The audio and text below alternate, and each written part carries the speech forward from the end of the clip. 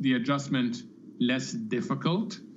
And that's a good buffer to have in place. But we're still early in this process. Financial conditions are tightening on a secular basis. And that's because of inflation. That's the big change, is that inflation has become entrenched in the system. So when you look at the equity market beaten up, and I can go through the numbers for you quickly on the S&P, on the NASDAQ so far this year, they're down and down hard year to date. If you look at the S&P 500, we're down 23%. The NASDAQ's down 32%. The Treasury market's been hammered. When you look at those two markets, if you were pushed to buy one right now, Mohammed, could you say with any degree of confidence which one you should buy? So I'd rather buy single names. I think there's a lot of value in single names, both in the fixed income markets and in the equity markets. So I would say to you, no, I'll go to single names. But if you put a gun to my head and say you have to allocate capital, I would probably allocate it more to the bond market than the equity market right now.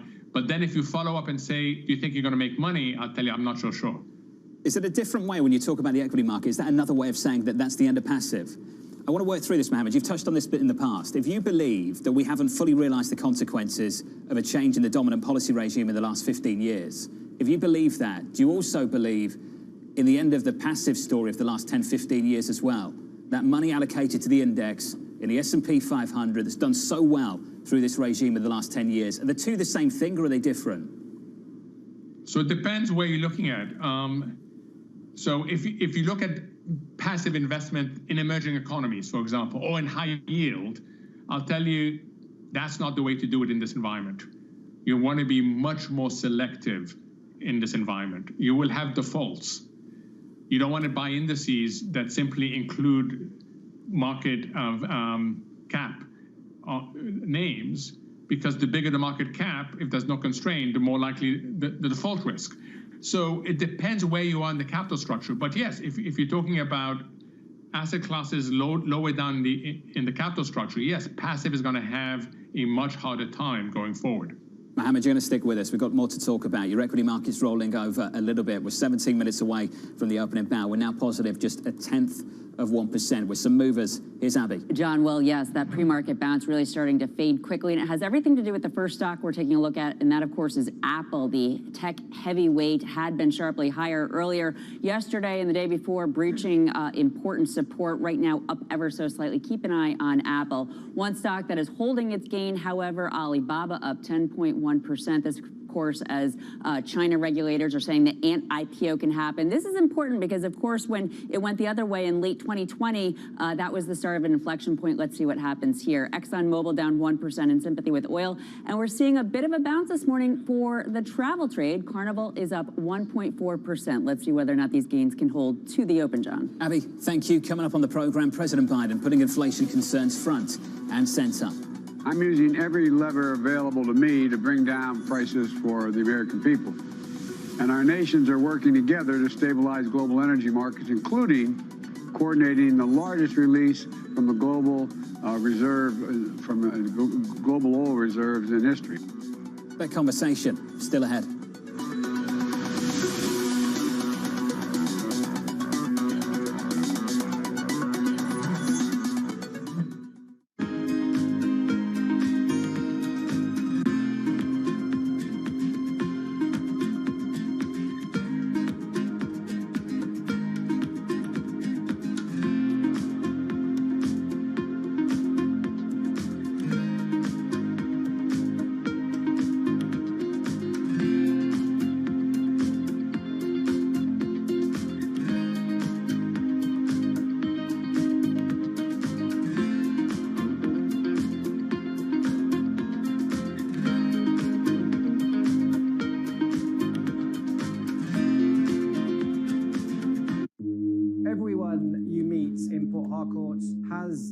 About what they call black soot caused by the manufacturing and consumption of these fuel products in the illegal refineries.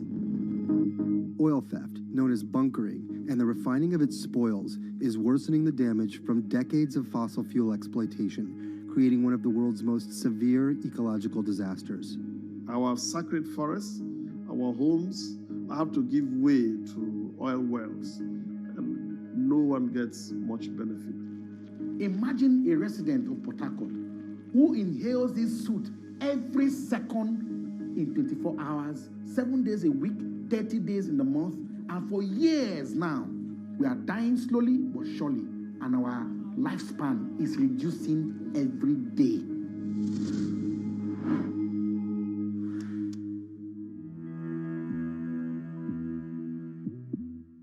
I think that it's hard to put your head around any narrative. Let's just be honest. We've had sort of a shift in, are we in some sort of stagflation fears moment? People were talking about that all day yesterday. BSO Now is your online home for weekly Boston Symphony Orchestra and Boston Pops performances. See new concerts that go behind the scenes, plus acclaimed archival concerts. Visit bso.org/now, where the music plays on. BSO season sponsor, Bank of America.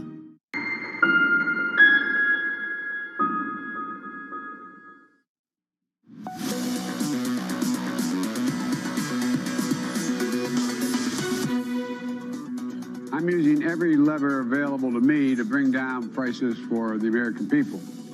And our nations are working together to stabilize global energy markets, including coordinating the largest release from the global global oil reserves in history.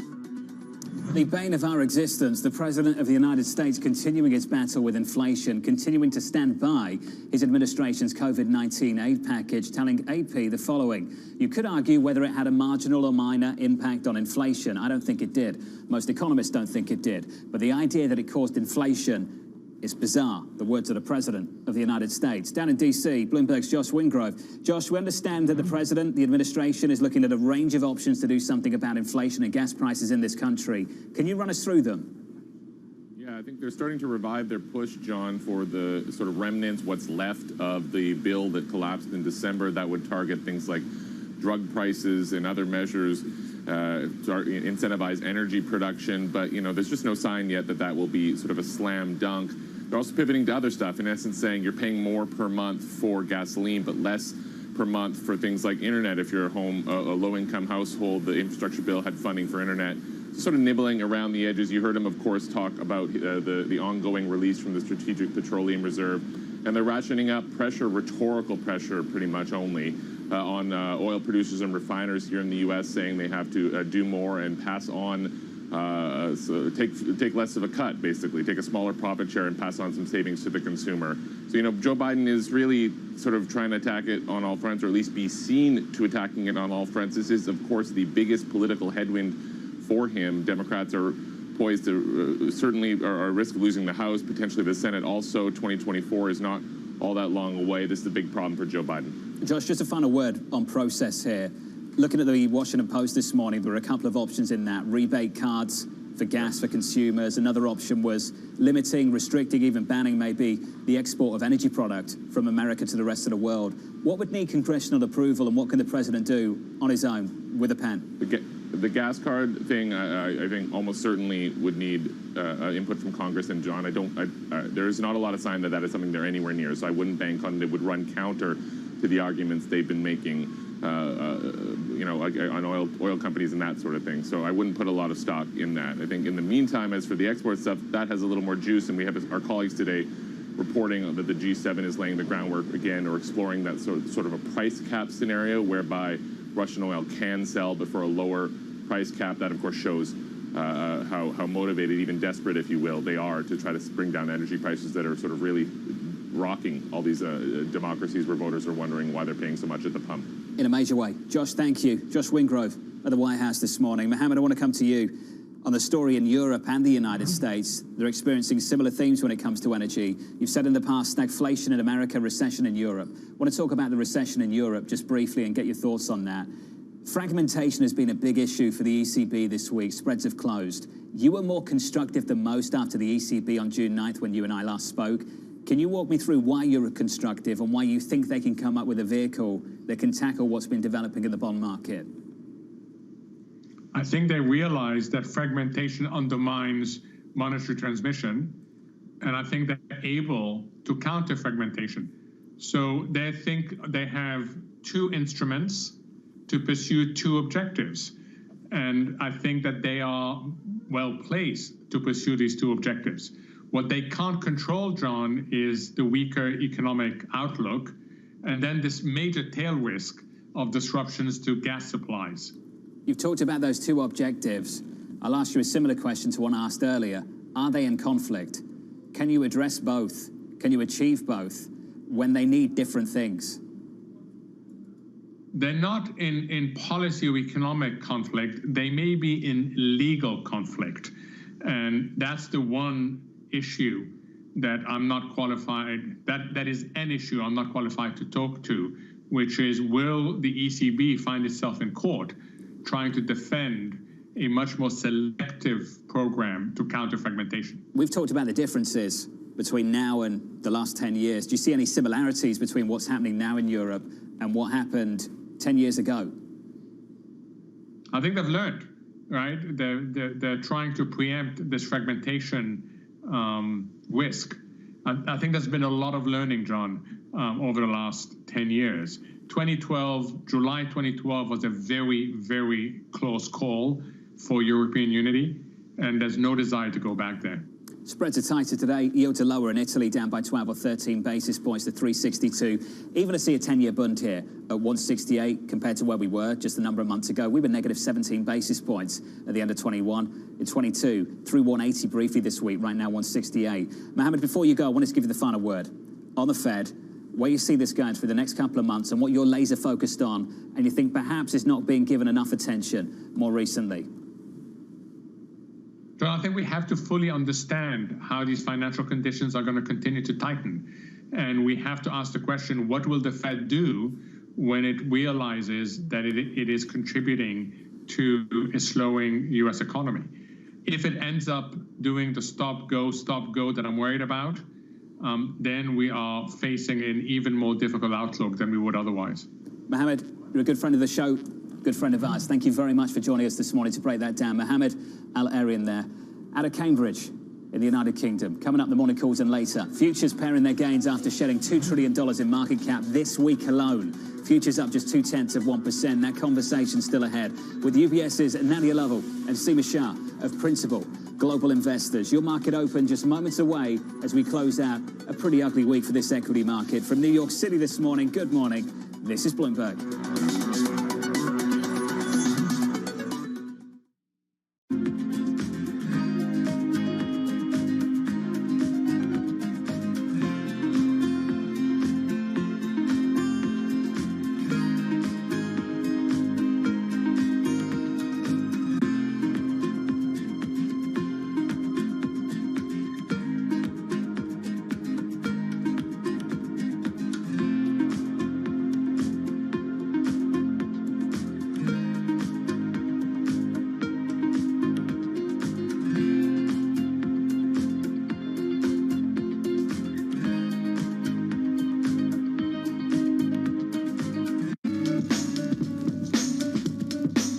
Energy prices and a short supply of key chemicals that produce synthetic fertilisers are sending pig, cow and horse manure prices soaring. Even human waste is in demand as farmers hunt for alternatives. Fertiliser helps increase crop yields. You can see how much moisture is held into this. It's a lot of organic material into the compost, so it breaks down, the manure and the straw breaks down into a friable mix that can be mixed into your soil in the ground and for growing a whole range of different vegetables. It holds the nutrients in, holds the water in, and it really increases the kind of biodynamic profile of the soil. The recent price spike could mean more farmers going organic for the long term.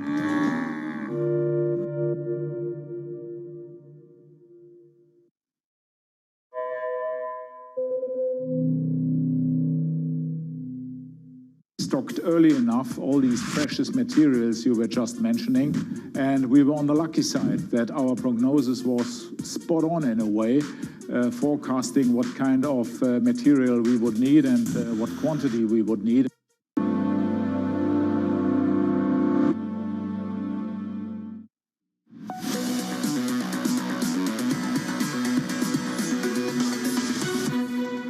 5 minutes away from the opening bell, equity futures are positive by just 1/3 of 1%, way off session highs on the S&P and the Nasdaq, up 0.5 of 1%. That's the price action. Here are your morning calls. First up, B. Riley, downgrading Urban Outfitters to neutral, 23 price target, expecting limited upside as inflation weighs on consumer spending. Your second call from the team at Baird, upgrading American Express to outperform, seeing a compelling valuation after a recent wave of relentless panic selling. That stock is positive 0.9 of 1%. And finally, your third and final call from Wells Fargo, downgrading Toll Brothers to equal weight, pointing to softer housing data and an unprecedented rise in interest rates. The stock is down another 3%. Coming up, futures pairing their gains with stocks heading for the worst week in more than 2 years. UBS's Nadia Lovell and Seema Shah of Principal Global Investors joins us at the opening bell. Your opening bell this Friday is just around the corner.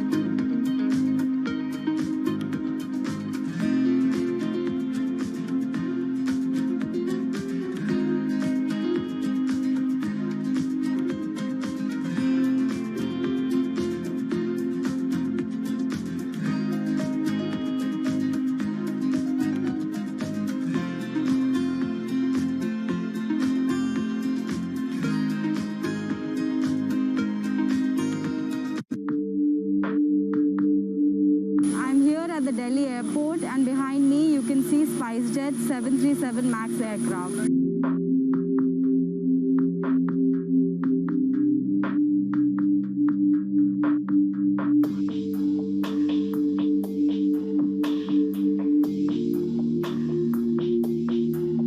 SpiceJet Chairman Ajay Singh earlier today said that Boeing is going to compensate SpiceJet in form of cash and aircraft.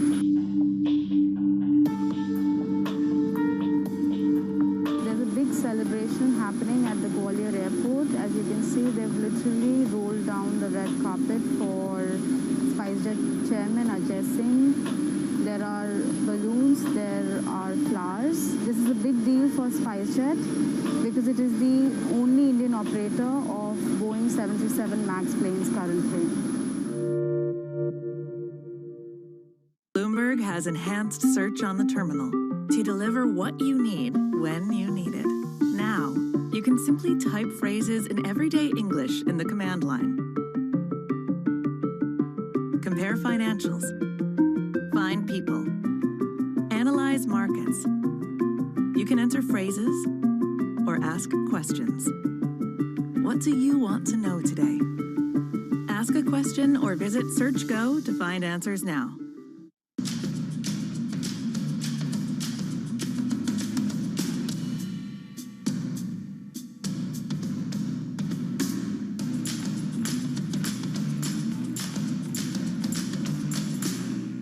It's really a reminder, isn't it, just how sensitive the markets are to any commentary about trade. We did see some pressure on the yuan, we did see some pressure on the futures. That is now being reversed.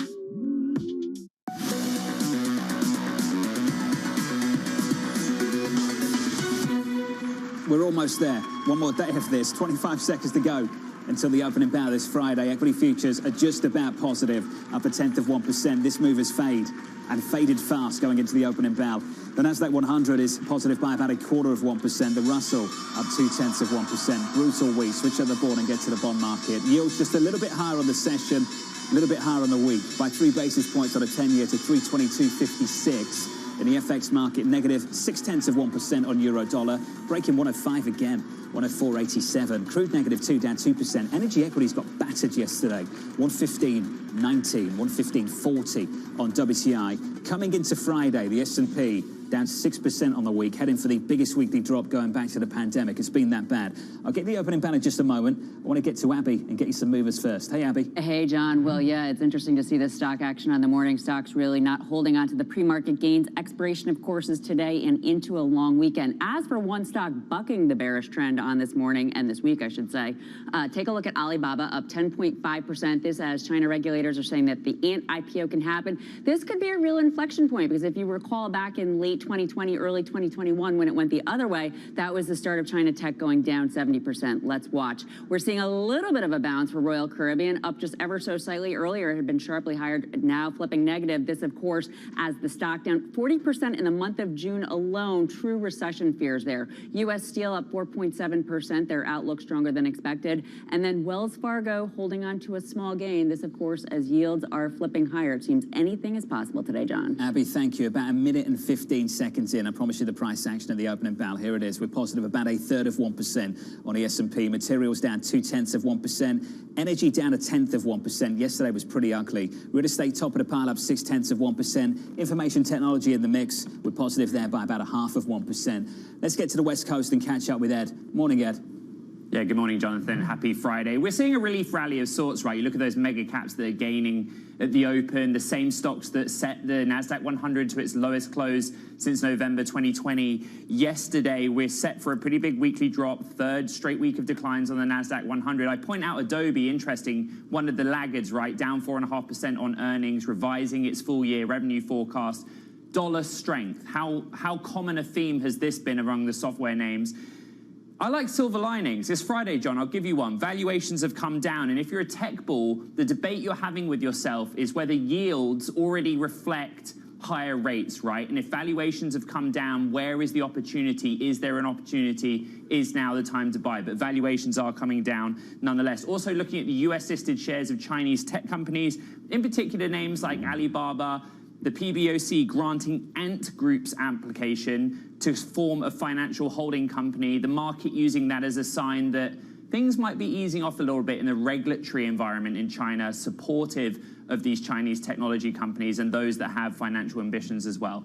Happy Friday. Happy Friday to you, sir. Can we squeeze in some Twitter? What happened yesterday? Here we go. What happened yesterday? A lot happened. Top line very quickly. Elon Musk did not explicitly commit to the deal. The other top line is he kind of gave his view of what Twitter looks like. He has plans for the platform, and he set out his politics, right? I think as Twitter users, we latched onto the idea that extreme views are welcome as long as they fit within the parameters of the law. But sources telling us that a lot of Twitter staff left that meeting feeling divided themselves. You know, he had a lot to say. But the big one, no explicit commitment to the deal, which we thought was what he was going to say. Did he do the air quotes for extreme views as well? Did he do that? No, that's me. That's you. No, that's me. Just wanted to make sure. Ed Ludlow on the West Coast. Ed, thank you. Ed, talking about some of the pain in big tech. On the NASDAQ year today, we're down 31%. We've talked about that repeatedly. We caught up with Howard Ward of Gabelli Funds a little bit earlier this morning, who was talking about maybe thinking about backing up the truck and buying some Amazon. Pushed him a little bit, nibbling. He said nibbling, looking at some of these moves, some of these big tech names on sale. His words, not mine. The S&P 500 year to date now down by about 23%. Are we seeing some early signs of capitulation starting to emerge with stocks, heading for their worst week in more than 2 years? Mike Ball at JP Morgan expecting any further declines to be limited. I think we're probably getting sort of closer to the bottom of this bear market than we are the top. That's not to say that equities couldn't still fall further. And I think this recession, if we get one, is going to be a relatively moderate one. At the moment, recession risk is uncomfortably high, but at least the market knows that. So I would stick with neutral on equities. Taylor Riggs with us now. Hey, Taylor. John, as the audience knows more than I do, it is time in the market instead of timing the market. And that's sort of the commentary that you're hearing here, that if you have sort of that longer term perspective, if you bought during 2008, if you bought during March of 2020, then it's sort of being able to sort of withstand all of that volatility, and you're still seeing some of that big outperformance. Now, of course, that sometimes is a little bit better for the long-term investors than trying to time in and out of these markets. But as that previous guest mentioned, and some of the big commentary that we're hearing on Bloomberg Markets to Close, close, is also still kind of looking at maybe a 5% drop from here, but we're starting to look at some of the bottoming out a little bit. I think what's interesting is historically during rate increases, stocks are still some of the best inflationary hedges, and that's really what a lot of people are holding on to. Now, that in the past has meant sort of an orderly rise. I think this time around you've seen a lot of volatility, maybe some shock and awe, maybe 75 basis points instead of 25. But yes, historically, stocks typically, as well, Jeremy Siegel, the professor at Wharton, would say, in the long run are sort of the best outperformers. You mentioned starting to see some signs of a bottoming out. One thing that Gina Martin Adams has been looking at is how we are doing relative to the moving average. Sort of those long-term support lines, you're starting to get some capitulation there, a bottoming out, which is a sign that maybe some investors can come back into the market. Finally, we also have a great viz chart here showing sort of, if you take a look at the inflows, the Qs and the SPYs, if you combine those, you're actually seeing some of the biggest inflows that we've had year to date. So is that a sign that investors are comfortable getting back into these markets? Though I think you saw the red head yesterday that outflows from bond funds are still seeing some of the worst weekly declines or sort of outflows that they've been seeing in a couple years. Taylor, longest week ever. Feels that way. It does. I've only been here for 3 days of it. Someone said to me yesterday, the longest year ever this week. Well Taylor said. Riggs, thank you. Wonderful to catch up as always. We've got a little bit of a rally, a bit, up 0.5% on the S&P. BlackRock's Alex Brazier expecting any relief rally to be short-lived. We are not buying this dip. Because it's not a dip. It's actually driven by a shift in the fundamentals of the equity market. We've got a higher rate path. We've got now a rising probability of recession in the US, a very high likelihood of recession in Europe at the same time. And as a result, equities don't look cheap to us. We've got an absolutely brilliant panel now. Joining us is Nadia Lovell of UBS, Seema Shah of Principal Global Investors. Nadia, first to you. You've cut your price target. Talk to me about the number and the why. Yeah, it's been a brutal time in market, but we've reduced our price target for year-end for S&P 500 to 3,900, and a lot of that has to do with our earnings expectation as well as our valuation multiple. Inflation is running hot, the economic data is softening, and we've seen weak retail sales numbers this week, weak housing starts, and we have a Fed that's hiking into all of that. That's usually not a good recipe for any sort of sustainable rally in the equity market. And we also continue to think that consensus expectations are far too high over the next 18 months. So we think the volatility is going to pick up into the upcoming earnings season. This will be maybe the first season you start to see a meaningful reduction in expectations in terms of earnings expectations. So we reduced our earnings expectation for this year and even more so for next year. We just think that markets don't respond well to an earnings downgrade cycle, and that's going to keep a cap on the market. And so we reduced to 3,900 by year end. Seema, you've been less constructive than most. In fact, at times you've been quite pessimistic about this equity market. Seema, are you on the same page when it comes to earnings revisions? My question has been, where are they? Yeah, you've got a pretty bearish panel. I'm in complete agreement with Nadia. I think we've seen this very significant leg down in the equity market before you've even started to see earnings start to slow down. Now we are expecting recession. I think the timing is probably your biggest question at this stage.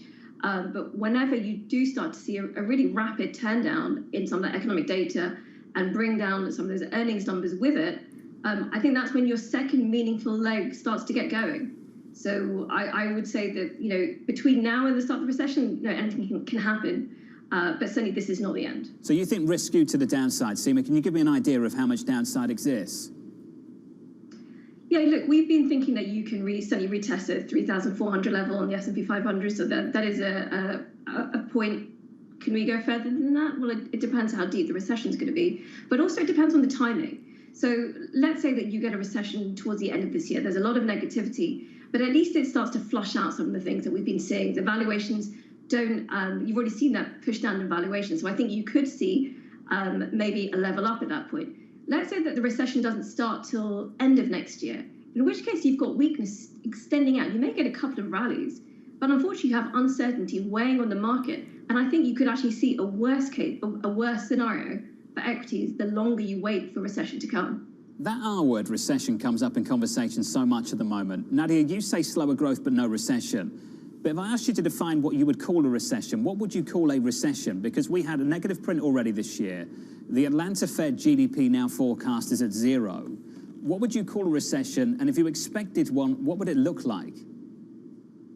Yeah, so, we know that typically what a recession is 2 consecutive quarters of negative GDP growth, but you also have to see a spike up in the unemployment rate, and we know that the job market still remain tight. And so even if we might have a couple of quarters of negative GDP growth, a technical recession, we don't see that as a recession. And so we would want to see the labor market pick up in unemployment. And so near term, we're not calling for a recession. We don't see one over the next 12 months. Of course, our recession probability has increased over the last week, just that we've seen the weaker economic data.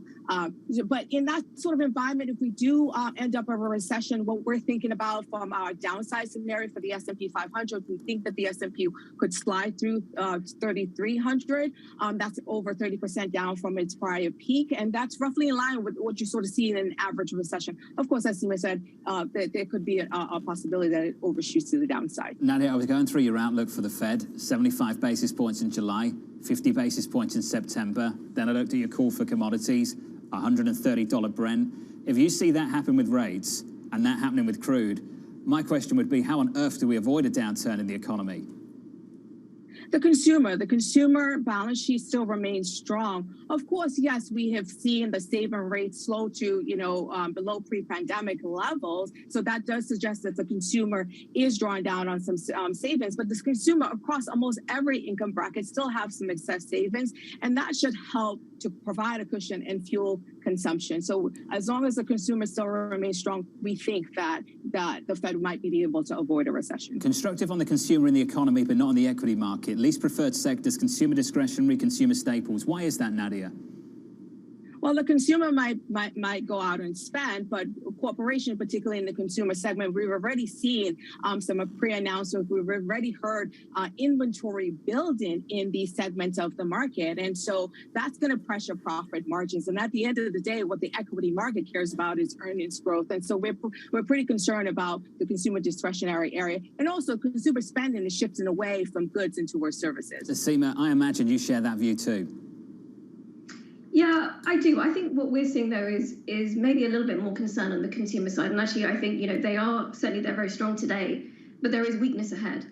And you are beginning to see signs from a lot of the credit card balance data that it's not only kind of the lower wage, but it's also the higher wage people who are starting to become a little bit more cautious with their spending. So I think right now it's strong. But if you fast forward 12 months out, once you've got, as you said, you've got Fed hikes, you've got oil prices higher, you've got food prices higher, there has to be an impact. So yes, consumer discretionary is certainly impacted, but I definitely wouldn't call the consumer as the strong point in the economy 12 months from now. Seema, what's your leading indicator for that kind of thing? What do you look for? So we've been looking at credit card data. I think that's going to be the number one. And, at these points in time, I think, of course, the hard data is always informative, but it's slow. You need to be looking at more of the survey stuff. So even on the unemployment side, actually, we're looking at the temporary help. That's usually the first thing to go. It's not payrolls. It's job postings and temporary jobs. So those are the kind of things that we need to be looking out for to give us an indication of where we think this US economy is going. Seema Shah, Nadia Lovell, sticking with us. About 13 minutes into the session, equities just about positive, up 0.8% on the S&P. On the Nasdaq 100, up by 1.4%. Coming up, the blame game in the C-suite, a strengthening US dollar, heading for a third straight week of gains. We see strong upside in the dollar in the coming month. Global bonds are selling off, the yen is selling off, so the dollar is the final hedge that's left standing. So we do think that there's still a good case to be buying dollars. Why the dollar ate my profits. Up next.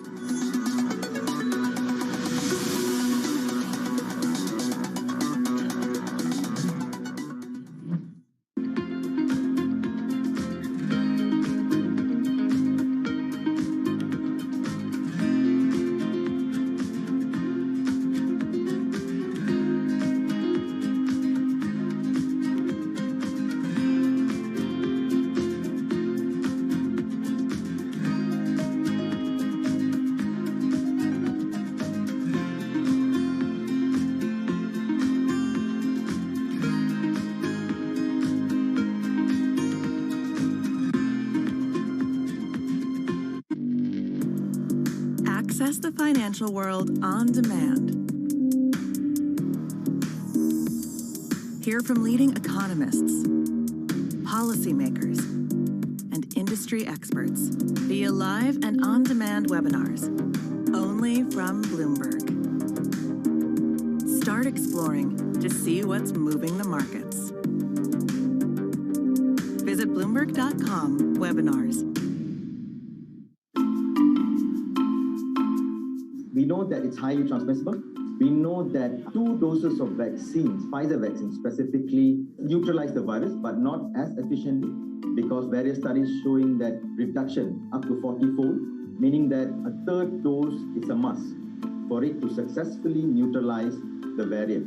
What we don't know is still that what are the effects of mix and matching between vaccines, and what are the capabilities of antibodies produced from this mix and matching in neutralizing Omicron. Because as we know, many parts of the world use different types of vaccines. And that would be a great data to look at.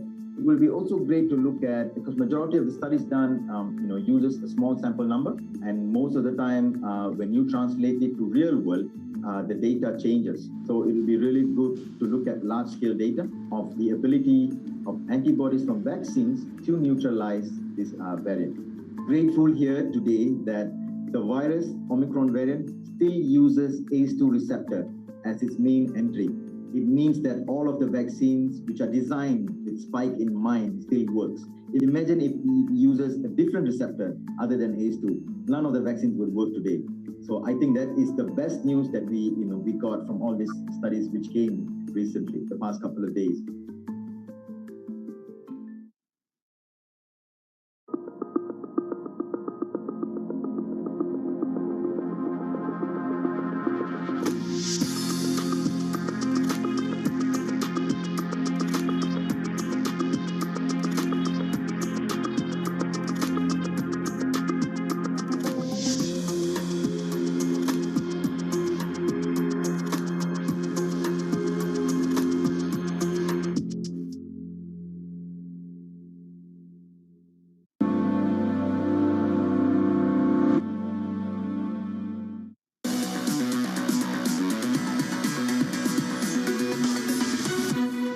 We see strong upside in the dollar in the coming months, and that's predominantly because we're very bearish for risk assets globally. So the dollar is a place to hide, but it is also benefiting from the fact that none of the other hedges seem to be working right now. Global bonds are selling off, the yen is selling off, so the dollar is the final hedge that's left standing. So we do think that there's still a good case to be buying dollars. It's part of the big blame game as well. And before I take any credit for the dollar rate my profit, not my line, that line came from my colleagues, Amelia Pollard and Liz Capo-McCormick. You want to read that piece. We have seen a long list of companies now, a growing list of companies, blaming the US dollar for a weaker outlook. Microsoft came out the gates first. The CFO said this: the company expects foreign exchange to decrease total revenue growth by approximately 2 points. Taylor Riggs is back with us. And Taylor, I've been surprised others haven't followed. Yeah, good point. We did hear a little bit of that from Adobe, though, yesterday after the closing bell. And John, we're going to have to go back this weekend and review some of our math. Level 2, currency translation adjustment. The simple math is that when you get big profits overseas in a foreign currency and you want to pull those back into a balance sheet in USD, the stronger the dollars you can see there, the lower the profit. That's sort of the simple idea of this. And you've certainly seen the impact of that given sort of massive dollar strength that really has been the trend in the last few years or so. You mentioned Microsoft, and I think that that was a good one. We've also heard similar from Adobe. And I think, John, the nuance here is that some people have said, well, this is good. At least they're not warning of a slowdown in demand. At least this isn't fundamental. At least it's just a foreign exchange headwind, except that on the bottom line, it all ends up being the same. And it ends up being worse than one would expect, regardless maybe of the cause. But if that's some relief, that maybe could be it, that at least it isn't a huge demand story or a fundamental story. Here, though, is sort of where it all comes together, is it's what % of your sales do you get overseas? Because as I mentioned, you then have to pull all those profits back into a balance sheet based in US dollars. Microsoft, as you mentioned, Adobe, and it is some of the big tech. So as you mentioned at the beginning, we might start hearing a little bit more about this in the months to come. Taylor Riggs, looking forward to it. Looking forward to your coverage later. The close, of course, with the team. Taylor Riggs, Romain Bostic and Caroline Hyde a little bit later on this afternoon. Here's the story. For the bulls, the bull case, they look at the equity market hammered this year. For that reason, it's a buy. For the bears, they look at an equity market hammered this year, adjusting to rates, and not adjusting to what's set to happen with earnings. Nadia Lovell and Seema Shah very much on the same page on what they think is going to happen with earnings revisions in the coming months. Nadia, I want to come to you and follow up on what Taylor just talked about. How important is this stronger dollar going to be to earnings reports over the next 3 months? It is important. I mean, our core view here, we're now neutral on the dollar. We removed our most preferred preference about a couple of months ago after the dollar reached a 20-year high. So we do think that the risk to the dollar is more balanced now. But of course, it will be a headwind near term for some companies, particularly on the tech side. We know that overall S&P, about 35% or so of revenues are coming from overseas, but it's a lot more in tech. It's about 60%, and it's even more so in software. So software is probably where you're going to see the most impact from dollar strength. Seema, your thoughts? Yeah, again, completely aligned. So what we've done recently is we have moved some of the exposure to large cap all over to mid cap, because so many of these companies in large cap have got that significant revenue exposure outside of the US. Now, not only do we see weaker growth outside the US, but of course you have the double whammy of the stronger dollar. So I think this is really playing into a lot of the positioning details within the equity space. And as I said, one of the reasons why we've moved more into the mid cap. It's part of a bigger picture of tension that I'm seeing is that energy has persisted higher. I'm seeing the dollar stronger. And at the same time, I'm seeing the outlook for growth and earnings start to get chipped away at. Now, Nadia, the thing I'm thinking about as I look at energy and the performance of those equities in the S&P 500 yesterday is at what point do we start chipping out those gains again and again and again repeatedly over the next few weeks? We've had a monster move year to date. It's meant to be an anticipatory asset class. A lot of people are coming on and saying growth is going to be bad. The chairman of the Fed is effectively putting a target on the back of oil now by saying it's an important part of inflation expectations. It's ultimately going to be a target. So therefore, as a consequence, Nadia, to some degree, we've got the Fed targeting energy. Do I want to be in energy equities anymore? And is it time to sell that position down after the gain we've had this year? We don't think so. I mean, you saw a bit of profit taken yesterday. Of course, everything was selling off, and so people start to trim some of their winners. But we do still see upside to energy equity, and that has to do with where we think oil prices are going. As you noted earlier, our expectation is for higher for longer. We expect 130 on Brent by September, and we're looking for 125 year-end into the first half of next year. When you just think about it from a supply-demand standpoint, the oil market remains very tight, and there's limited capacity. We're also heading into the travel season. China is reopening. OPEC, yes, they might raise production, but we know that a lot of the OPEC countries have had issues meeting their the existing targets. So we do think that there's still more upside to equity energies, and also we also continue to favor long-dated oil contracts because the futures market is in backwardation. Nadia Lovell, Seema Shah, to the both of you, great to catch up with you all. To the both of you, thank you. About 23 minutes into this session, your equity market shaping up as follows on the S&P. On the NASDAQ, on the S&P, we're positive 1%. On the NASDAQ, up by 1.7. This note just came out from Bank of America. Our worst fears around the Fed have been confirmed. They fell way behind the curve and are now playing a dangerous game of catch-up. We look for GDP growth to slow to almost zero, inflation to settle at around 3%, and they go on to say, and the Fed to hike rates above 4%. The view from B of A in my inbox just moments ago. Coming up, your trading diary and a sneak peek of next week. From New York, this is Bloomberg.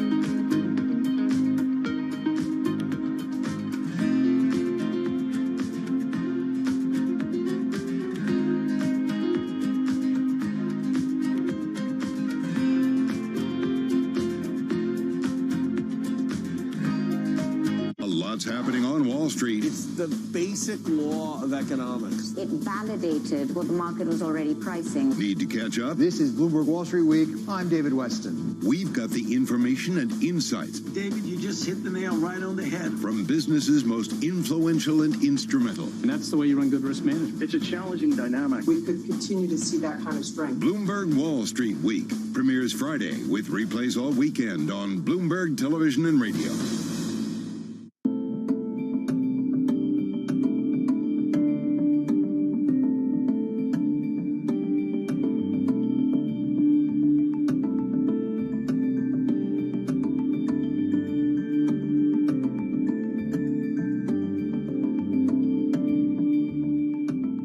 Why do the biggest names in business choose Bloomberg? That is a great question. It's a great question. It's a great question. Great question. Great question. Great question. Great question. That's going to be the best question I get all night. I'm glad you asked that. Bloomberg Television. Top experts. Great questions.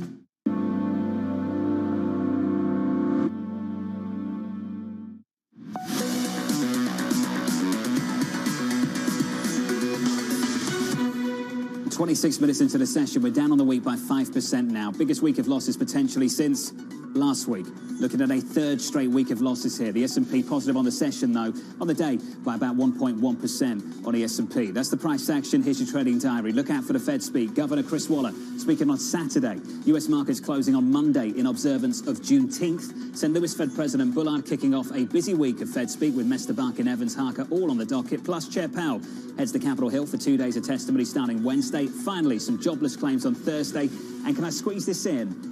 Mitch on Friday. University of Michigan sentiment could become a bigger and bigger data point after the chairman referenced that earlier this week in the Fed news conference. From New York, this was the countdown to the open. This is Bloomberg.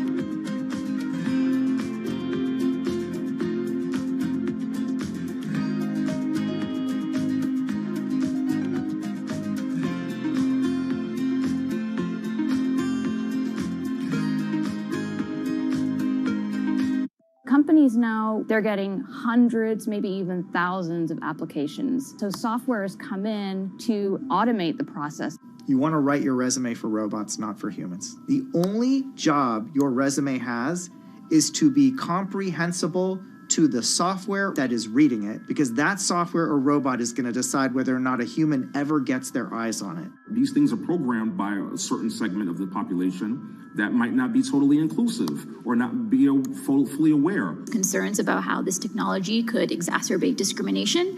For the FTC, I think foremost, the FTC needs to be making sure that we're fully understanding this technology. We don't trust companies to self-regulate when it comes to pollution. We don't trust them to self-regulate when it comes to workplace comp. Why on earth would we trust them to self-regulate AI?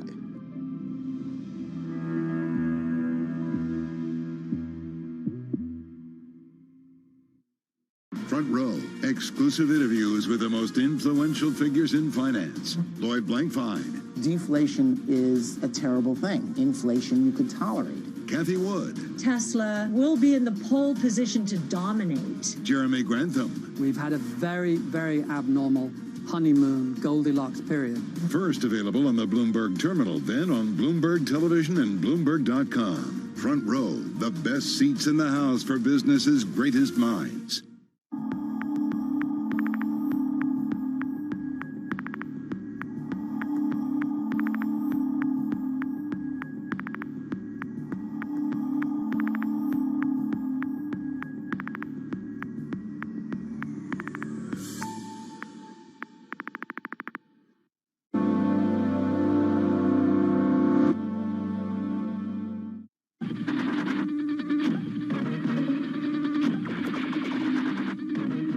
Pepsi's Number Fever campaign in the Philippines has probably gone down in history as one of the biggest marketing disasters in history, mainly because of a human error that led Pepsi to print more winning caps than they planned.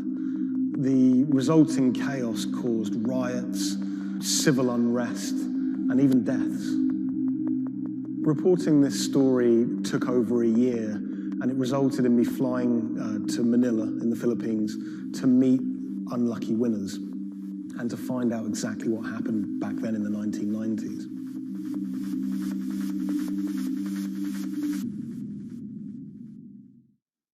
My name is Jeff Maish. I'm a journalist based in Los Angeles. I wrote the story for Bloomberg Businessweek about Pepsi's Number Fever campaign. The Philippines is a really interesting country. It's made up of thousands of islands, and it's also a country that's very heavily influenced by America. American culture is everywhere you look in the Philippines. They're obsessed with Frank Sinatra music, for example. They love all things America, and that extends to their love for soft drinks, Pepsi Cola, Coca-Cola. In the 1990s, it was everywhere. Pepsi and Coca-Cola were embroiled in what is now known as the Cola Wars. It was a fierce battle for market dominance. Number Fever was already a really popular promotion. It had been rolled out in America to great success. And so Pepsi decided to roll it out internationally, particularly in Asia. They thought it was the answer to their problems. They thought it could finally help them beat their biggest competitor.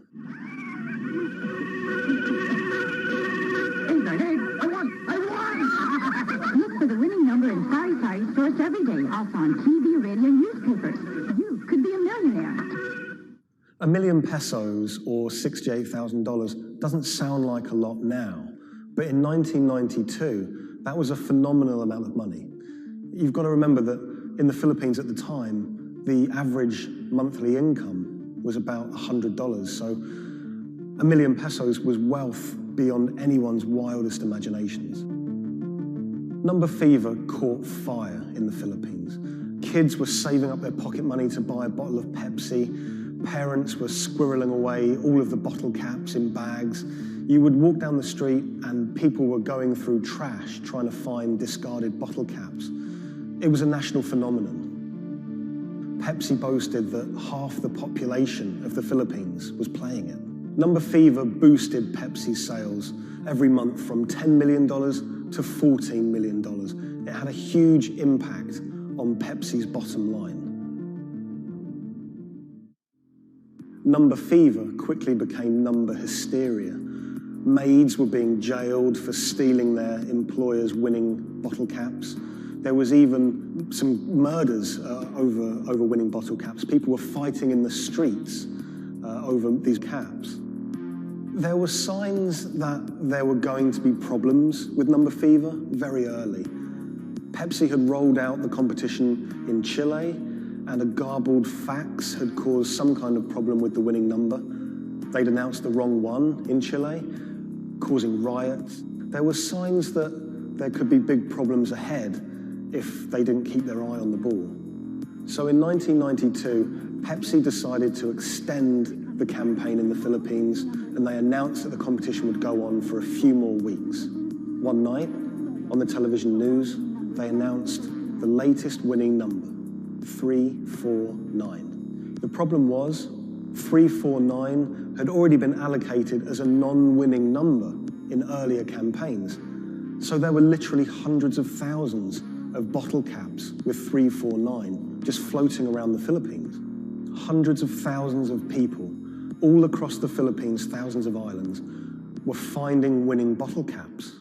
349, 349. Some people had 10 lucky 349 bottle caps. People were dancing in the streets, celebrating. They thought their problems were over. They were millionaires. It's still not certain exactly how many winners there were of lucky 349 bottle caps, but we know that Pepsi printed over 600,000 of them. Pepsi realized very early that there was a problem. hundreds of people started arriving at their bottling plants with their lucky bottle caps.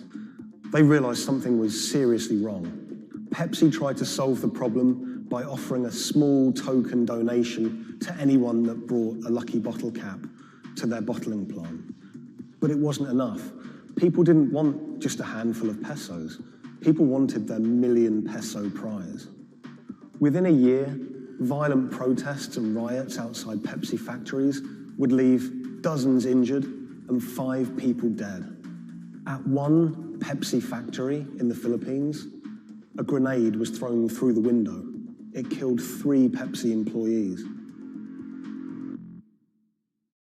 Anacita Rosario was a school teacher living near Manila in the Philippines. She was one of the tragic victims of this whole thing. She was walking to a nearby store to buy some rice one day when a Molotov cocktail was thrown at a Pepsi truck in a violent protest. It bounced under the truck and exploded. It killed her and an innocent bystander who was just a child and injured many others. When I was in the Philippines, I tracked down Anacita's daughter, Cindy, and her husband, Raul. It was clear to me that they were still very upset by the whole thing. You know, a family had been ripped apart by this competition. And Raul told me that he'd never remarried. He'd told me that he'd gone to meet Pepsi executives after his wife was killed. And he was angry. He said to them, you know, this wouldn't have happened if it wasn't for you, if it wasn't for Number Fever. The biggest revelation from my reporting was rumors that Pepsi was somehow involved in bombing their own trucks. I found a newspaper report with a headline that said, "Pepsi goons bomb their own trucks."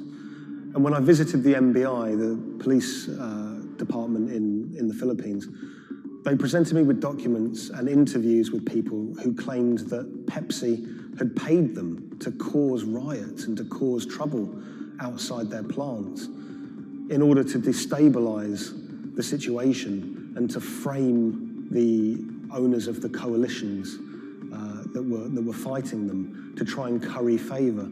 I just thought that was so shocking. And of course, Pepsi denied it, but how bizarre that a company would be accused of bombing their own trucks.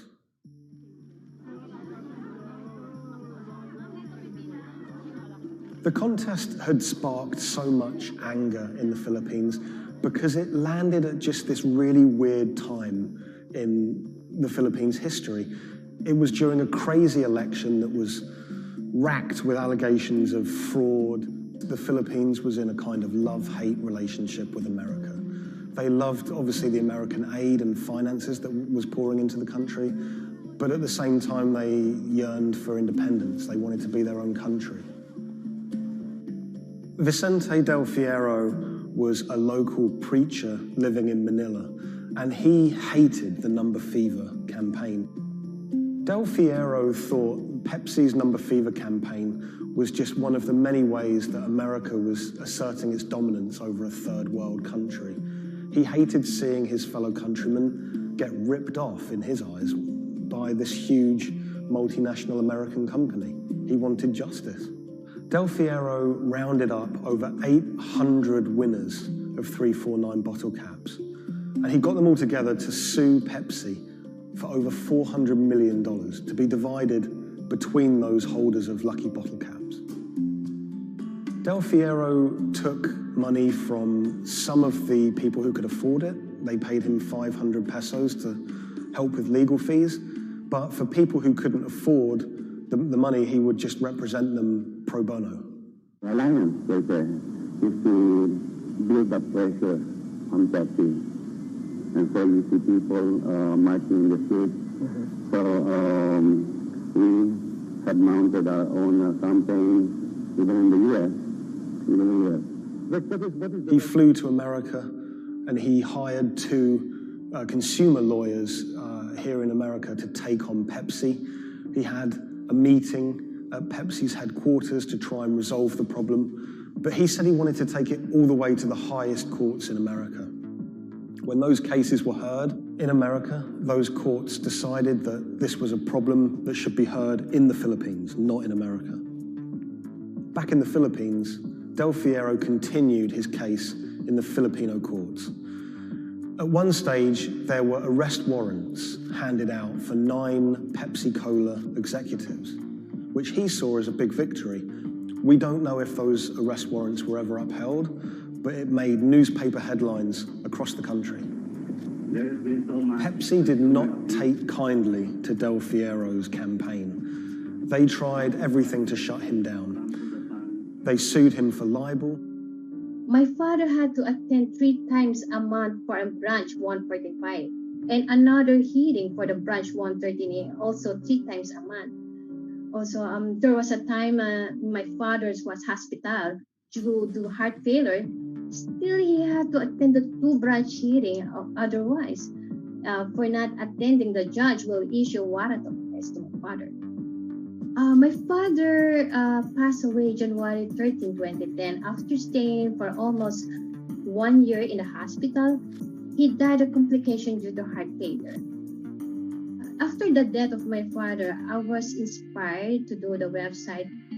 PepsiCo will be remembered for what they did to the consumer in the Philippines and to my father. When I reached out to Pepsi for comment for this story, they claimed that they didn't have access to anyone who was working at Pepsi that was around in those days.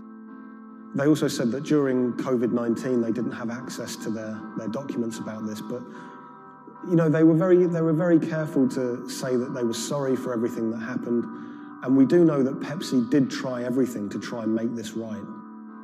The Pepsi number fever disaster cost the company millions. We know that they paid up to $10 million in those goodwill payments, but the financial effect could be much greater. After the disaster, we know that Pepsi sales dipped. They were overtaken by Coca-Cola again. Pepsi's number fever disaster changed the legacy of that soft drink in the Philippines forever. Some people of a certain age won't touch it. For many people, Pepsi is a taboo word. A lot of the people that I spoke to were still quite traumatized by their experience, by that experience of winning $1 million pesos, losing it, and then returning to their normal life in poverty in Manila.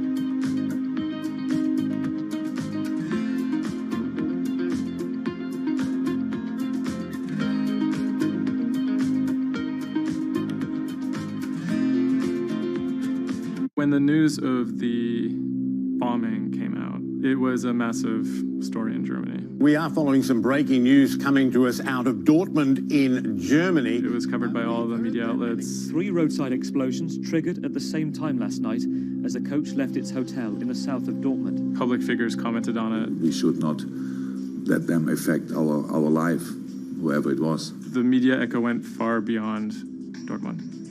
I think it was front page news in every single big paper around Europe. Everyone thought of like a terrorist attack, and people were scared that throughout the city in Dortmund there was more attacks to be happening. Unbeknownst to investigators, just after the bomb went off and the players of the team were shell-shocked, the person who had masterminded the attack was actually sitting in the hotel eating steak and sweet potatoes.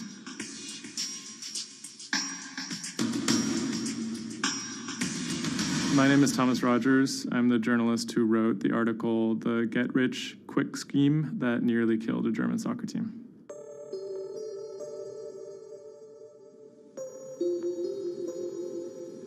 Dortmund is a mid-sized city in the western part of Germany in a state called North Rhine-Westphalia. And it's a former industrial city that's kind of fallen on hard times in the last few decades. It was severely bombed in the war, so the center of the city is quite stark.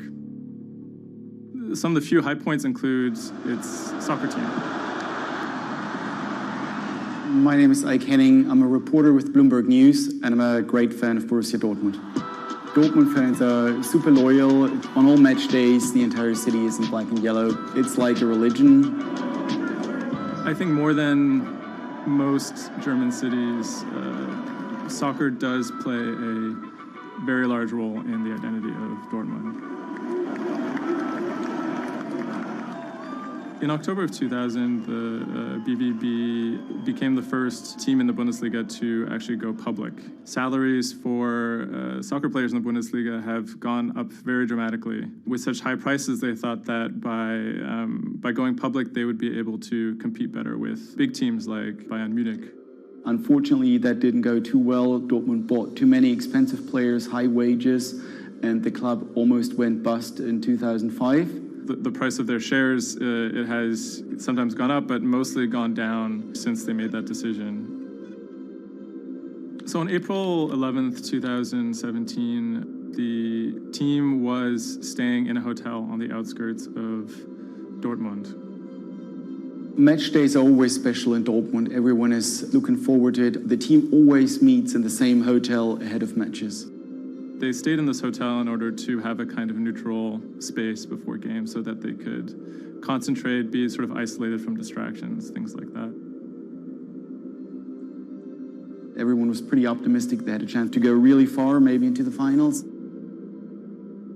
I was in the office and getting ready for match day. I was going to meet with a friend, a fellow Dortmund supporter, in a pub. As always, the fans are very excited about matches. On that day, they were heading to play in the quarterfinal against AS Monaco at Signal Iduna Stadium, which is in the center of Dortmund. Shortly before 7 p.m., the players of the team boarded their official team bus. When the bus took off the parking lot of the hotel and turned on the street, there were three detonations, 3 bombs that exploded and hit the bus of Dortmund. 3 explosions occurred close to the Borussia Dortmund team bus. The B team bus had just left the hotel. The explosions destroyed 2 windows in the rear part of the bus. People screamed, people jumped to the ground. The fellow Dortmund fan I was supposed to watch the match with, he called me and said, turn on the TV, there was an attack on the Dortmund bus. And I thought he was like, that was impossible. Some of the players screamed at the driver to keep driving as fast as possible because they were worried that people might storm the bus. German investigators say the explosive devices used in the attack on the Borussia Dortmund bus contained metal pins and that one had pierced a seat headrest. Unbeknownst to the team members, the actual mastermind behind the attack was, as they were disembarking, the bus was actually eating steak and sweet potatoes at the hotel they had just left. Authorities are attempting to verify a letter left at the scene claiming jihadists were behind the attack. Because there had been a series of attacks by Islamic terrorists in Germany and Europe, there was widespread suspicion in the media that this was another Islamic terror attack. 3 letters were found at the site of the bombing that took credit for the attack on behalf of Islamic State. There were, however, reasons to doubt this particular narrative. Would actually be a surprise if ISIS were actually part of this attack. Possibly could be employed by other groups like the far right wing to try and shift the blame. The letters had some strange qualities. They were written in a strange German that used big, sophisticated words, but had basic grammar mistakes, as if someone was native German speaker, but pretending to be a foreign person. Federal investigators have detained 1 man suspected of links to Islamist terrorism, one of 2 suspects whose apartments were raided this morning. Shortly after the bombing, a man in Austria named Rudolf, who was a big BVB fan, he noticed that something strange was going on the stock market related to the team's shares. He emailed the lawyers of BVB, who then forwarded that email on to investigators. The email stated that someone had bought 60,000 BVB put options, a wager that the value of the shares of the team would fall below a certain amount at a certain date. Why would someone buy that ahead of a match and then 3 bombs go off? Something isn't right here. For the person to make money off of that, it required the stock to go down quite a bit in a fairly short period of time. And it wouldn't just be the team losing a match, it would require something much bigger than that. There was another big red flag about this purchase, which is the fact that it had actually been made, number one, on the day of the bombing, but also from an IP address that had been traced to the actual hotel where the bombing had taken place. When 3 explosions targeted the bus carrying the Borussia Dortmund footballers on April the 11th, written notes left at the scene claimed the attack was the work of ISIL. The truth, as is now alleged, is remarkable.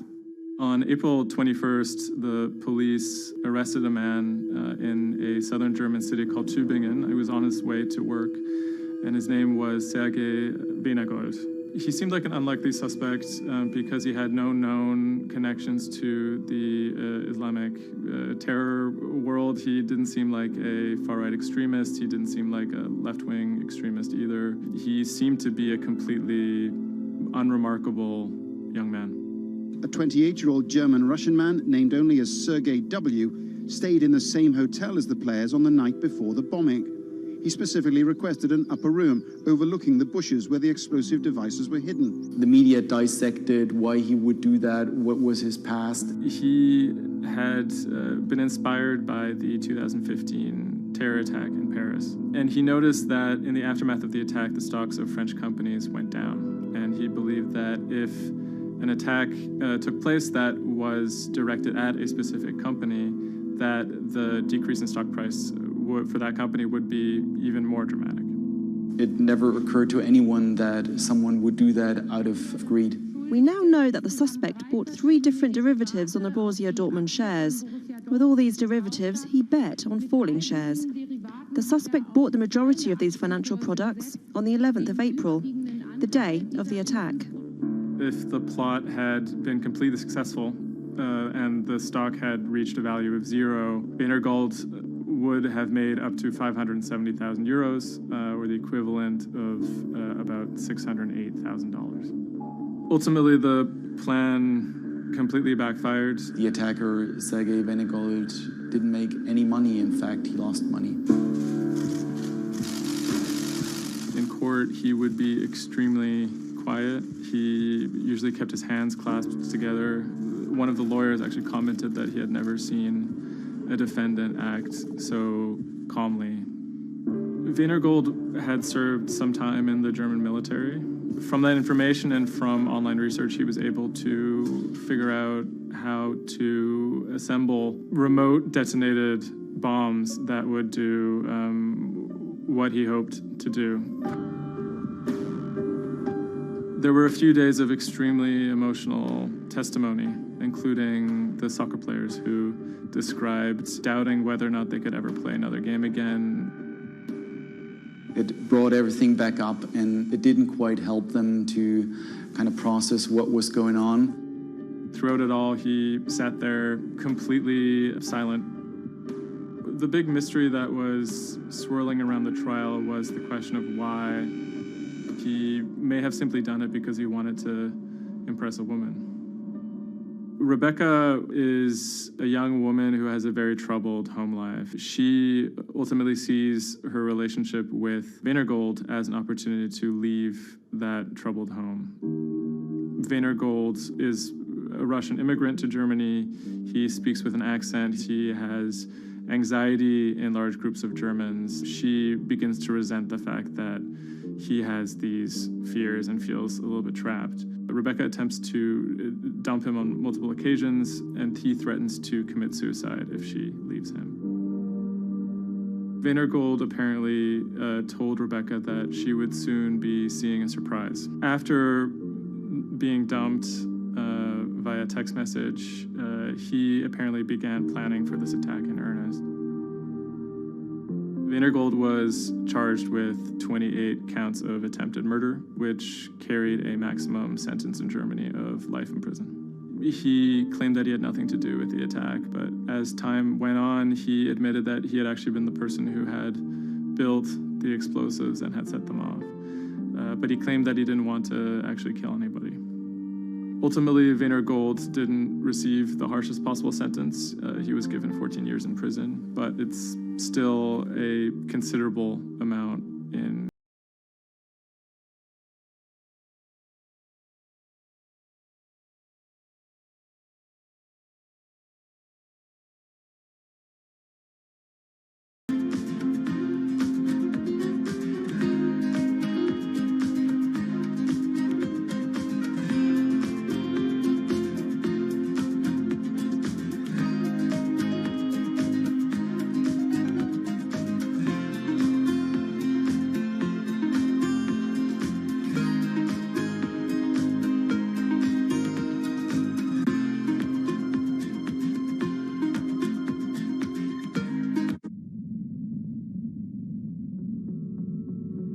The threat of an asteroid hitting Earth is very real. If it's big enough, it's also very final. These are very, very infrequent events. The probability is not zero, though. A blinding flash of light streaking across the sky. About 100 tons of space rock falls on Earth every day. Most of it is so small it burns up in our atmosphere or lands unnoticed away from major populations. No human in the past 1,000 years is known to have been killed by a meteorite, and according to NASA, no large object is likely to strike the Earth any time in the next several hundred years. However, one thing is certain: we haven't found them all. There are thousands out there, and we don't know where they are.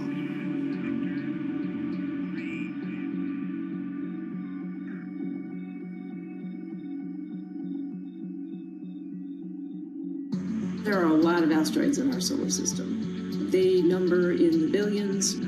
Scientists all over the world are working toward detecting and deflecting the most catastrophic of natural disasters. The race is on to find as many of these objects as we can. We have a way of calculating whether or not an asteroid is potentially dangerous or not. I mean, I think it's something worth investing in.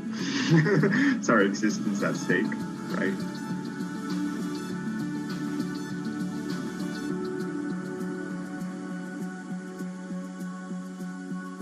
Amy, let's get this one out of the way. It's probably the question you get asked the most, but how scared should we be? Asteroids and comets are a natural hazard that's out there like a lot of other natural hazards. These are very, very infrequent events, these collision events, where an object actually impacts the Earth. The most important thing that we need to know about asteroids is when the next impact is going to happen and how bad it will be. What we know is that an object that's about, say, a kilometer across is capable of causing very, very wide devastation across the planet, really, truly global devastation. The object that wiped out the dinosaurs was somewhere in the neighborhood of 5 to 10 kilometers across, so even bigger than that. At a kilometer, it's still going to be very bad and it will have global effects. For objects that are capable of causing what I would call sort of regional damage, kind of a large major metropolitan area, a city and its surrounding environment, sort of around 100-ish meters. It depends on the details of the composition and so forth. By the 1980s, NASA was cataloguing near-Earth objects. In 1994, stargazers watched as comet Shoemaker-Levy 9 hit Jupiter. The resulting zone of chaos was estimated to be as large as the Earth, and the event became a turning point in the search for asteroids and comets in our solar system. In 1998, Congress tasked NASA with finding 90% of asteroids and comets 1 kilometer wide or larger. Soon after, Hollywood blockbusters Armageddon and Deep Impact brought attention and fear to the masses. The great news is that the vast majority, more than 90% of all the really large 1 kilometer near-Earth objects have been found. The challenge now is working down to these smaller sizes that are still quite capable of causing a lot of damage, but they're just harder to spot because they're fainter, they're smaller. Can you give us a sense of how many are out there in our solar system? We know that there are a lot of asteroids in our solar system. They number in the billions. Most of them, however, are between Mars and Jupiter in what we call the main asteroid belt.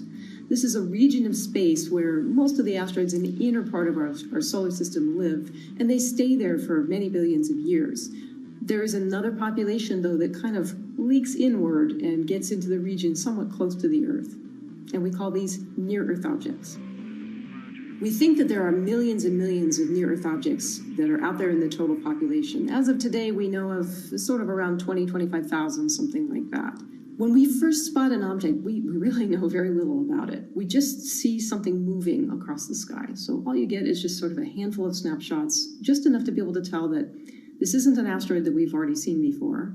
And then once we can calculate the distance to it, we can now start to make predictions about its true size. Is it large or is it small? So we have a lot of information that we have to get pretty quickly to really understand what's going on. Finding asteroids is just one piece of the puzzle. Planetary scientists are extremely skilled in determining the orbits and speeds of asteroids based on relatively small amounts of data. NASA runs simulations of the trajectories asteroids could take, which is useful but time-consuming. A team of scientists in the Netherlands have found a way that could buy us more time. Our method is very quick. So you can very quickly get an assessment of whether or not the object is dangerous or not. If you look at the classical way of determining the danger of an asteroid, it may take days of computing time on very big machines to determine this hazardousness. The current problem is that there's just too many asteroids out there to spend a huge amount of computational power on all of them. So the neural network allows us to focus on what really could go and pose a hazard to Earth. A neural network is a computing system that mimics the way the human brain operates to find underlying relationships in a set of data. By training the network in this way, you train it in recognizing those objects that are most likely to hit the planet. And once it's trained, you can apply this network to all the unknown asteroids. And then you can make a selection and saying, hey, these are the ones which appear to be having orbits similar to the ones which we know are hitting the planet. That doesn't mean that they do, but it only means that they look very similar to the ones we know they do. What else did you find? Should we be particularly concerned about anything? One thing that we did find is that our neural network was able to go and identify a handful of asteroids which weren't considered potentially hazardous, that when we went and integrated them forward in time, they came quite close to Earth.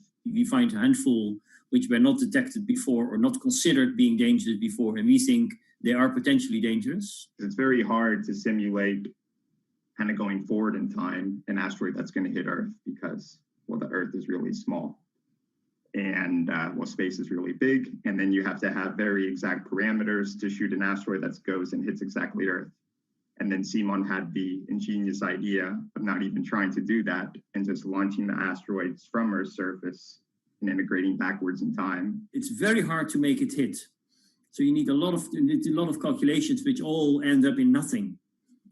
And the idea was then well, let's not do that. This is basically what NASA is doing. NASA is taking an asteroid, making multiple copies of them, shooting them all forwards in time, calculating their orbits, and then see what fraction sort of gets close to Earth. Not even hitting Earth, but getting close to Earth. And that they call it a potential impactor. So you calculate the solar system forwards in time for, let's say, 1,000 years. And then you launch asteroids from the surface as if you go forwards in time, would fall on the surface. You calculate them backwards to today, and then you get your orbital parameters of today's asteroids, which you know will land on the planet. And those you can use as known impactors and compare with all the other asteroids in the solar system. Can simulations and AI, can those things fill in the gaps where perhaps telescopes and other imaging tools can't? Absolutely. Since the observations get more complex, the physics gets more complex. And if the physics get more complex, the mathematics becomes more complex. And at some point, you can't solve your problems analytically anymore. And then this is where the computer comes in. Now we have this trained neural network. We have a way of calculating in a fraction of a second whether or not an asteroid is potentially dangerous or not, and therefore deserves more attention or more time to spend on for really finding out if it is dangerous. When it comes to hunting asteroids, time is critical. What we can do about a potentially hazardous object depends a great deal on what we know about it and how much time we have before the encounter. We'd really like to find them when they're decades away, because the more time you have, the more options you have, and the less energy it takes to move an object aside. It also means we might not have to resort to launching a nuclear warhead at an asteroid. Until recently, pretty much our only choice. That's an option of last resort, in my opinion, yes. We have lots of options available. You can just simply bump into the object and just nudge it out of the way. That's one possibility, and that's kind of, in a way, sort of the simplest thing to think about, just nudging it off its path a little bit with, a massive object, a spacecraft, let's say. It's just kind of like bowling, if you will. If you have a long time or a long stretch of runway in the lane, just a very small twist on the bowling ball will make a big change in where it ultimately ends up. Another option would be something where you take a very big, massive spacecraft and you park it next to the object and you use the force of gravity as a towing rig. That takes longer, though, and you need to be able to send a pretty massive spacecraft, and it obviously depends a lot on how big the asteroid is. Other options start to get more and more complicated, and they range from painting one side of the object a white color and painting the other side dark, and then letting the pressure of light sort of perturb its orbit. In a departure from the lab and computer simulations, NASA has real plans to rehearse kinetic impact deflection.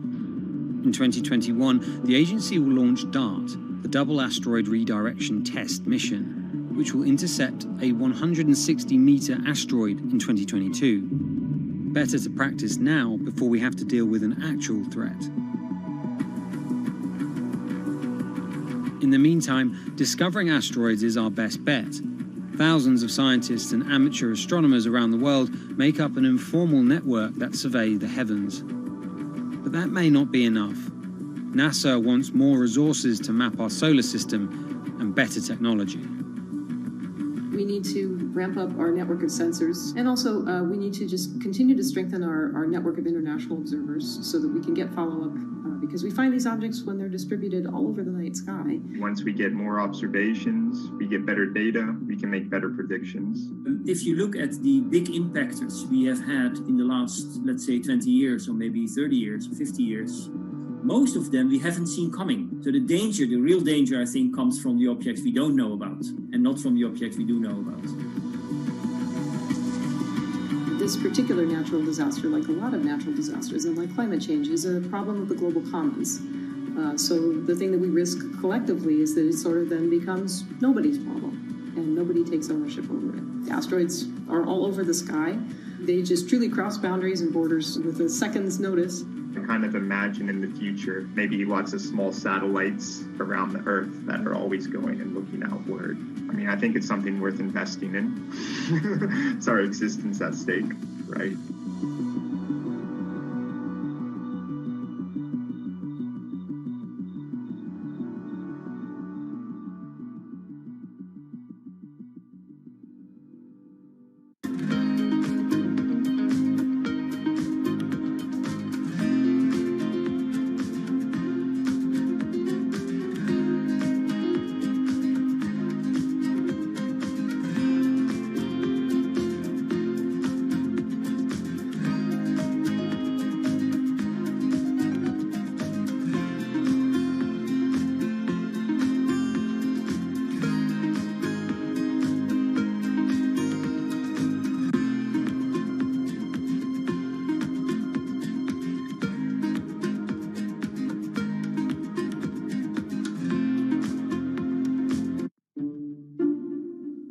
The pandemic has affected everyone in different ways. Some pass the time by baking. Homemade sourdough bread. Do I need to say more? Some chose to binge watch Netflix. It's your game. Or maybe you started a garden oasis in your backyard. Next, I'm going to put my lettuces in. But for millions of others, I'm going to be posting stocks that will boom. They wanted to uproot the financial industry. Let's just lock it on up and take $15,000. Here's a stock that can change your life. I see a stock going up and I buy it, and I just watch it until it stops going up, and then I sell it. I have gained over $3 million. I want some free money. I don't think you can overstate the online communities or social media's influence on financial markets. A large group of inexperienced investors who discuss their plans on social media platform Reddit have shaken up the stock market in a big way. The stock that everybody's talking about right now is GameStop. Video game retailer GameStop is set to continue their head-spinning ascent today. The revolutionaries on Reddit are spanking Wall Street's ass. The more these stocks go up, the more the big guys are getting creamed and losing billions of dollars. This isn't a wealthy person's game anymore. Anyone can play it. I took up a little bit of a new hobby, and I am interested in day trading. As an investor nowadays, you don't have to look a specific way. You don't have to wear specific clothes. You don't have to be doing it from a trading floor on Wall Street in like a high-rise building in downtown Manhattan. The narrative of what's driving the markets is no longer being held in secret offices in New York and Boston of privileged people talking to other privileged people. It's right out in the open. It's on Twitter, it's on Reddit. From brokerage apps to Discord channels and subreddits to TikTok finfluencers, one of the last holdouts in the world of disruption, finance is next in line.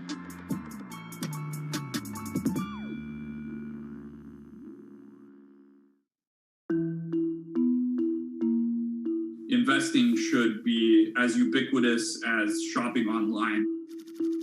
That's Vlad Tenev, the CEO of Robinhood, the online brokerage app, talking about how he wants his app to disrupt the world of stock trading like Amazon disrupted the world of home shopping. And I think that speaks to exactly the mission that a platform like Robinhood has, which is to democratize investing.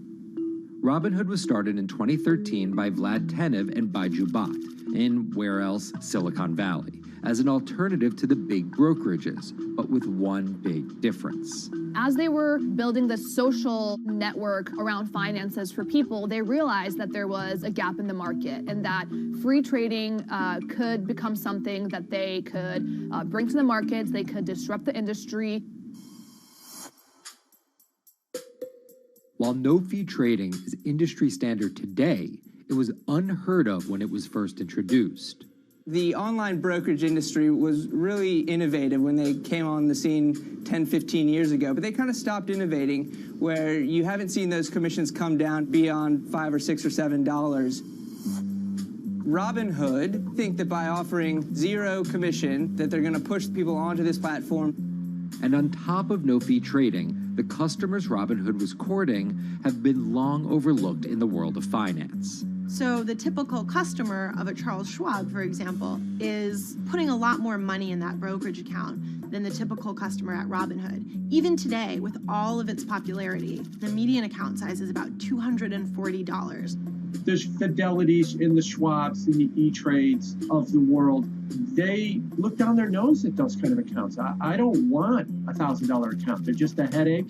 I want a $100,000 account. And this is key here, right? Because the thing about Robinhood that's different than every other single brokerage platform is how easy it is to use. The design of the Robinhood app really has in mind a user who might be coming at this absolutely cold. The fonts are very well sized, the shapes, the colors, all of that is something that the founders of Robinhood paid really close attention to. And by creating an interface that catered to a newer investor, they were able to gather a pretty healthy group of customers. And by 2019, they had about 10 million customers. Those 10 million customers were a huge success story for Robinhood, but no one could have predicted its explosion after the arrival of COVID-19. Remain indoors to the greatest extent, and 100% of the non-essential workforce must stay home. What we saw when the pandemic hit was the growth of Robinhood users absolutely turbocharged. And oddly, you saw this surge in interest in stock trading. Then they saw the absolute surge in 2020 in customer growth. And now, by many accounts, they have more than 20 million customers, which is pretty extraordinary. So the next step for them is to figure out how to monetize those users and how, even with their small account sizes, to get them to grow with the company and, as it releases more products, come along with them.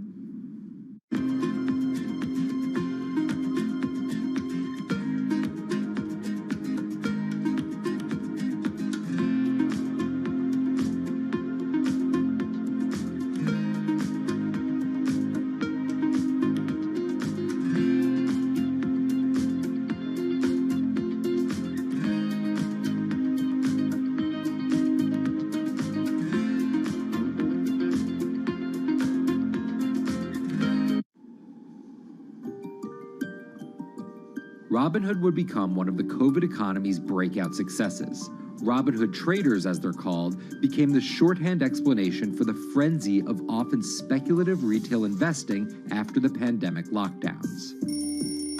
Kids wake up in the morning, they go on Robinhood. They're, in the shower, they check Robinhood. Kids are learning how the stock market works at 18 while they're at school, checking their phones in between classes because notifications pop up telling them what their stocks are doing that day. With these new tools, millennials and Gen Z are investing in the market in ways their parents could have never even dreamt of. That is sort of key when we talk about the divide between older and younger generations, is that the younger generation is exposed to so much more information and tools at their disposal to do what they want in the market. The older generations, you never had the technology or the cost structure that you could play the markets like you can today. So you were stuck with giving your money to a professional investor and paying them a fee to do it.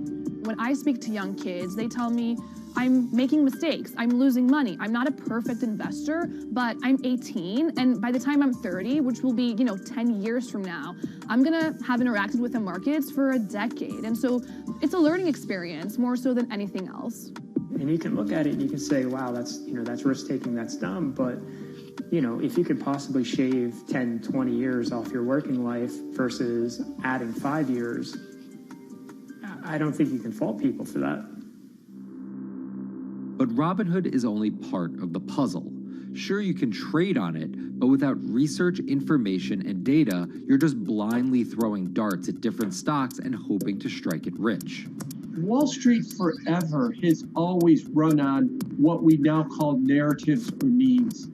People telling rumors to each other have been around for 100 years. On Wall Street, information is its own currency. Historically, either you had it or you didn't, and the people who had it had a huge advantage. In the past, those narratives and memes didn't have a network effect. It would be one person telling another person over the phone. In fact, when I broke into this business in the 80s, a lot of people used to complain that they weren't on the call list to get those ideas. Social media changed all of that. Fast forward to 2021, that's being done on the internet now. And that's being done on Discord and Twitter and StockTwits and Reddit. And the impact is very similar, but orders and orders of magnitude larger. As social media has played a bigger part in our lives, it's also played a bigger and kind of more important role in how people find investing ideas online and on these platforms. How do those ideas spread? On TikTok. Yes, that TikTok. Soon may the weatherman come to bring us sugar and tea and rum. People aren't just going to it for sea shanty videos. The personal finance hashtag on TikTok has garnered 3.5 billion views from its 1 billion monthly active users. By comparison, videos found under the cooking and health tips hashtag have 2.6 and 2.1 billion views respectively. The trajectory of Robinhood and TikTok were literally on par. What happened in the stock market this week? So the word of the week is expectations. Absolutely essential that you guys understand the risks of shorting. And Kayla Kilbride and Kyla Scanlon are two of those financial influencer TikTokers, also known as finfluencers. I think people still care about fashion, they care about culture, but it's also like there's this big behemoth thing called the stock market that we really don't know a whole lot about, and it's gatekept behind the industry. And so people want to unpack that. And so my audience is a lot of them are younger investors who are looking to hone their skills. Tech in right up.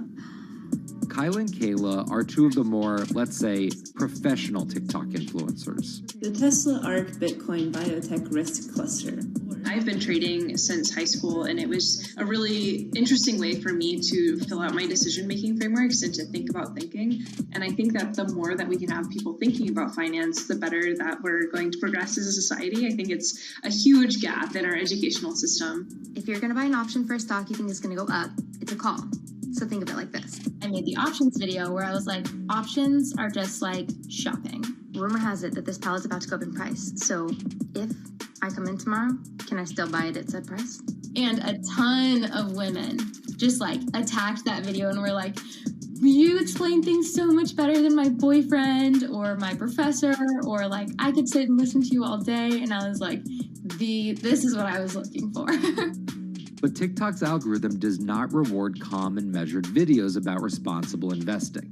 It rewards this. Watch this video for 30 seconds and you'll be rich for the rest of your life. I try not to say the A word, the ALGO word, because TikTok listens to us. The algorithm does impact how you feel. You do notice which videos do better versus which videos do worse. How do you catch someone's attention in less than 60 seconds? And how do you make it something that they're like, I need this in my life? Nearly impossible to do that in 60 seconds. But the people who perfect it are the people that you're going to watch and going to stick around. And where people are sticking around? Reddit. And its nearly countless subreddits about finance. And by far the biggest one of those is Wall Street Bets. There's a lot of social media platforms out there, but Reddit is the social media platform for finance. Places like Wall Street Bets is where it all goes down. Started in January 2012, it wasn't long before Wall Street Bets adopted a 4chan-like etiquette, leading to their tagline, like 4chan found a Bloomberg terminal. We had all these unexplained stock moves, and we would be grasping for why stock XYZ jumped 20% in a day. And you would look at Wall Street Bets, and you would see people there talking about buying options in that stock, and it sort of squared the circle, so to speak, and started making sense. And it was at that point that it was like, wow, we have to start paying attention to this. Some people on the platform really spend tons of time, and others are just looking for entertainment and to have a little bit of fun, effectively gambling or looking for an outlet, trying to make a little bit of money. Then on top of all of that, there were stimulus checks. Now, clearly, this money is going to people who need to use that to eat, to live, but there's a lot of people who use this money to invest in the stock market. And it's not just stock tips. People quote-unquote YOLO their entire life savings or stimulus checks on a single stock. They post what is called gain and loss porn, screen-grabbing staggering hits and misses on stocks for the entire community to see. I'm about to lose everything. And while some of the people on Wall Street Bets are novice investors, the community contains multitudes. In one respect, what it did show us among these network groups is they are very sophisticated. They're not a bunch of ignorant people talking to other ignorant people. And this is where the pieces of the puzzle all come together to wreak havoc on Wall Street for a solid week in early 2021. It's pretty clear that the combination of more people having retail brokerage accounts and trading apps and more people being stuck at home looking for some kind of entertainment and some kind of community online came together in this very singular way. What came together is GameStop. Let's go back to the beginnings of what happened with GameStop a couple of years ago. On the boards like Reddit and StockTwits, a lot of people were talking about GameStop as being attractive value. Some of them are even, Wall Street alums who left the industry and now still have access to tools that they can use to improve their financial well-being and make very good decisions. And I think Roaring Kitty is a perfect example of that. GameStop is one of the most compelling asymmetric opportunities in the market today. Really, I don't understand how you could disagree with that. At the same time that this crowd was talking it up, The hedge fund institutional crowd didn't like this stock at all, and it had the largest short interest of any stock in the New York Stock Exchange going into late 2020. Short selling is a bet that a stock price will fall, and it's a fairly simple concept. An investor borrows a stock and then sells it. The investor is betting on buying the stock back later for a lower price before returning it to the original owner, pocketing the price difference. What a short seller would tell you is that they almost act as a policeman in financial markets, or they're at least looking for companies that aren't what they say they are. And that can range anywhere from an outright fraud that some short sellers try to expose to just a company that's not worth as much as investors think it is. The problem is, if the stock price rises, the short seller has to come up with the money to buy the stock back. And the more it rises, the more it costs. And that's what's called a short squeeze. And the hedge fund Melvin Capital was on the wrong end of that squeeze. Melvin Capital lost over 50% of its money in the month of January alone, just from being caught in the short squeeze of the stock.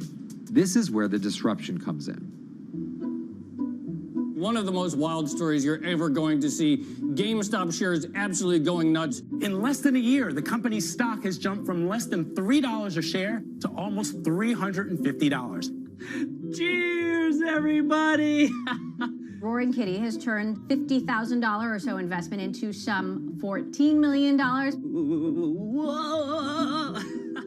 Investors all over social media use the free trading app Robinhood to wreak havoc on Wall Street. They're actually piling on into some of these stocks to really hurt the professional short sellers. And they all used Reddit, Twitter, TikTok, and Discord to tell one another to keep buying and, quote, hold the line and not sell GameStop. People are getting cheerleaded for jumping in, buying at the highs. They're saying, keep going. And it was working too, until Thursday morning, the trading app Robinhood sent out this tweet. In light of current market volatility, we are restricting transactions, including GameStop. People were really angry. Robinhood was supposed to allow the regular people to play the same game these big boys are playing. But instead, we were all taken for schmucks, and they screwed us. Shares of GameStop are jumping again now that retail investors are being allowed to buy shares of the stock. But what we learned is that when people organize online, they have the ability to disrupt the market. And it was a big sign. The ivory walls of the institution aren't as powerful as maybe the institutions thought them to be. I don't know if pumping up GameStop was the best use of billions of dollars, but I think that as a signal to society, it was pretty interesting and powerful. The GameStop saga was so impactful that both Vlad Tenev and Roaring Kitty were called in to testify before Congress to clarify each of their roles in the saga. One thing that's emerged from the congressional hearings is that they're interested in how retail brokerages make money and whether they're keeping the best interest of their customers in mind, but it's pretty fuzzy as far as what they would actually do as a result.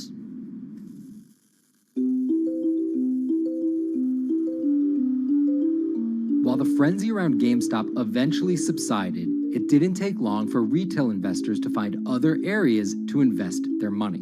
Take a look at Bitcoin going bananas over the weekend. Bitcoin forms a brand new all-time high. It was after GameStop started to drop that we saw Bitcoin really go up to over 60,000. How much further does this rally have to run? It's compelling to say that money shifted from one venue to the other. While correlation doesn't equal causation, there's a chart out there showing an inverse correlation on meme stocks going down and cryptocurrencies going up. There's definitely an aspect where people are making money on stocks and then moving, they're agnostic, they're not hedge funds. They can invest wherever the hell they want. It's a classic sort of momentum trade. They're going to wherever the winners are and they're willing to jump on and, ride it. So whether it's meme stocks like GameStop, meme coins like Dogecoin, or entirely new ways to invest in art like NFTs, the new kind of retail investor is making its presence known. Over the next 10, maybe 15 years, you're going to continue to see, whether by choice or by force, that baton go from older generations to younger generations.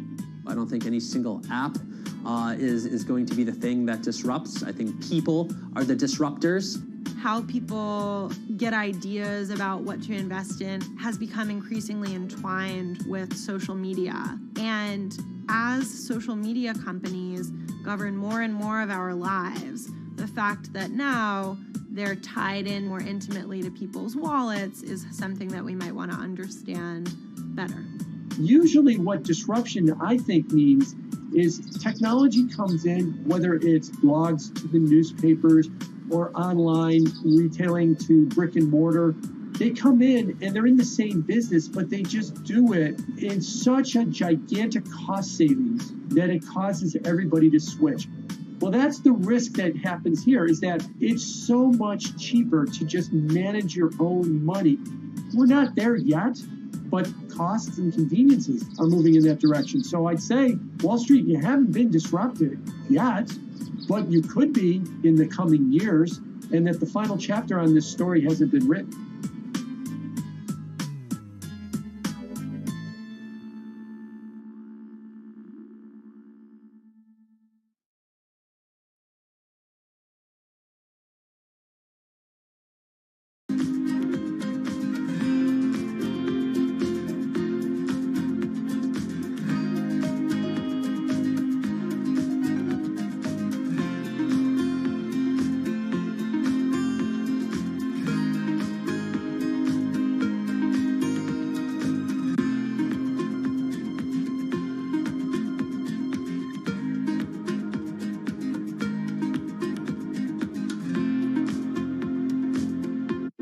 Meet Bloomberg's own David Nicholson. Now, his happy place is out in the field, on the open road. But like the rest of the world lately, he's been working from home a lot more than he's used to.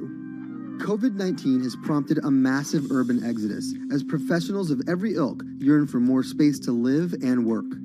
As a result, rural areas have exploded, and they're poised to experience a resurgence as more and more families pack up and leave the big city to try out life in the burbs. But there's one problem with that. Not all internet speeds are created equal. Anyone who might need to upload or download large files for a living may not want to pack up and move to that cabin in the woods just yet. Now, David's house isn't a cabin, but it is in the woods, and inexplicably, his internet is workable. My internet is okay. I pay a lot for it. It's around $140 a month. The download speed's great, and the upload speed is terrible, which is really bad for my work because I have to upload these massive files. But I'm definitely one of the more lucky ones in this community. Just a few miles down the road, my buddy has awful internet. It's usually under 2 down and under 0.2 up, so it's often unusable. Some days it's around 1, and other times it'll drop down to about 0.2, 0.3. I just want to be able to have internet at my house without having to go outside the normal ways of acquiring internet. It's really frustrating. We're literally miles, a few miles away from downtown, and it just cuts off. This is a problem, and the solutions are not there yet, because getting high-speed internet in rural areas en masse is something our providers may simply not be ready for.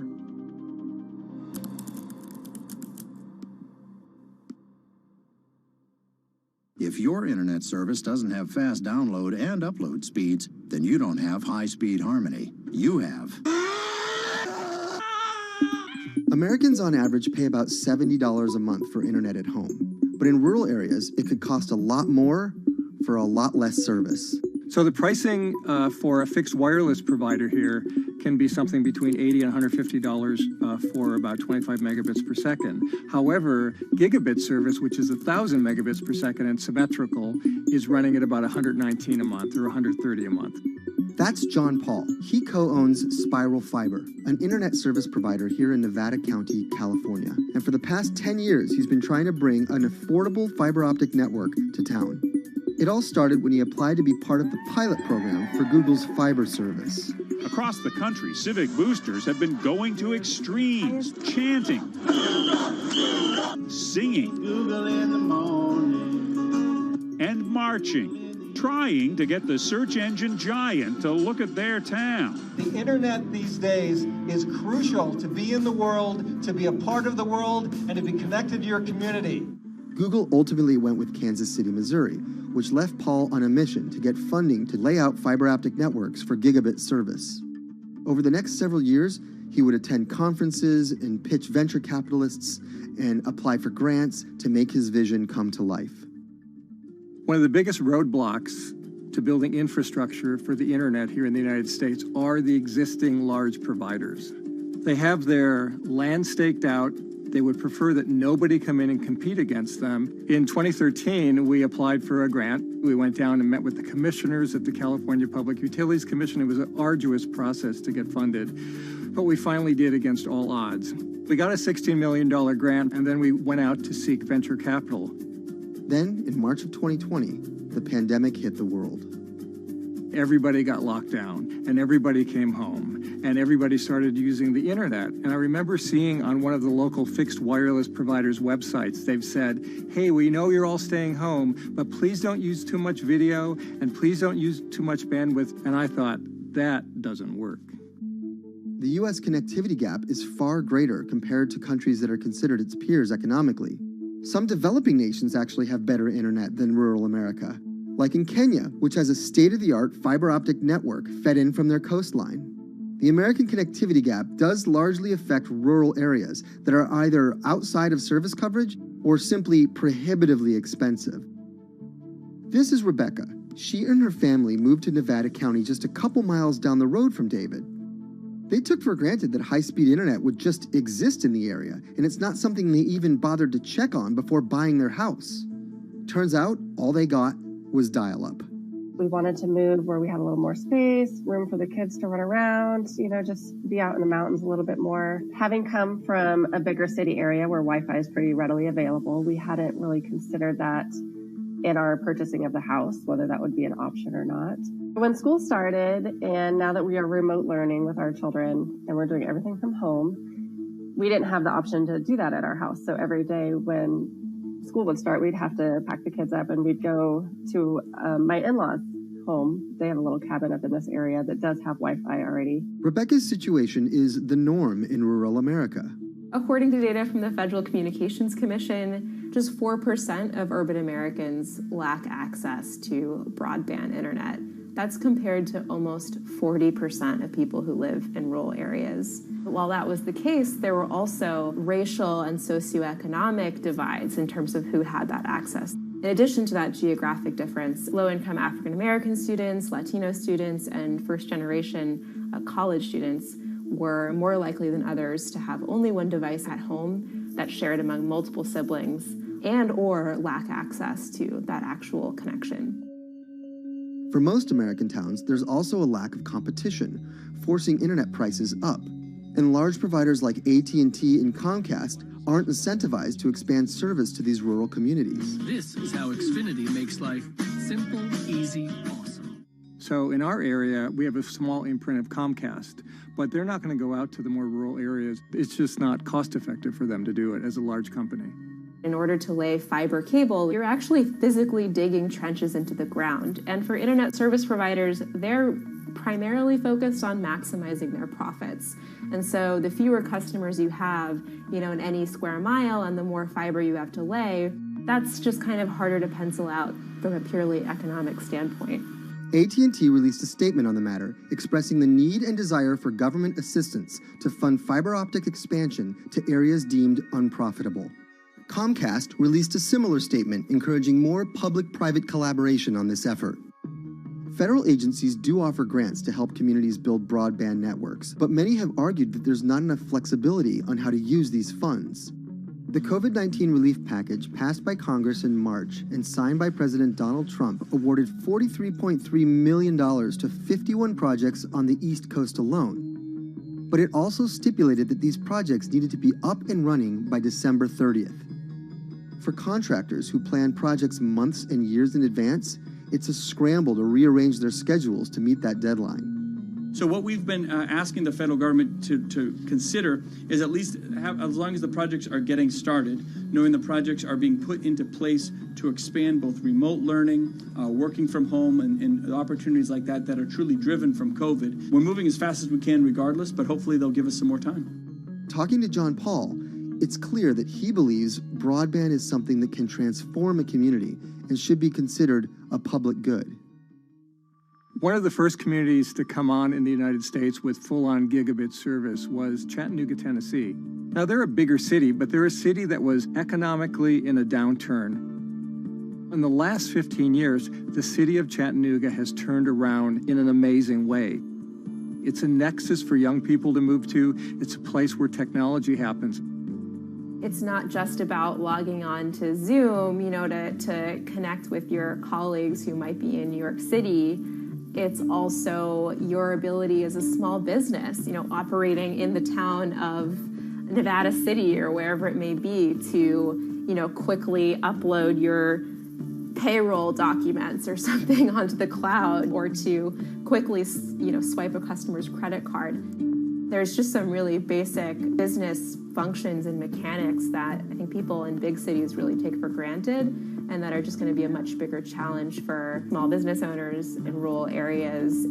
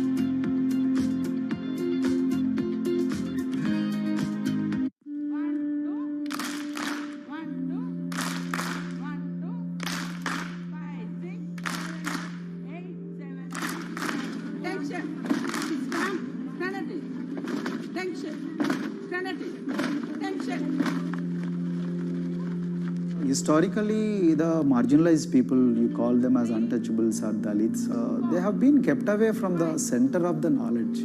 Once you are born into a caste, it is very difficult for you to grow beyond that. You are stuck in that identity.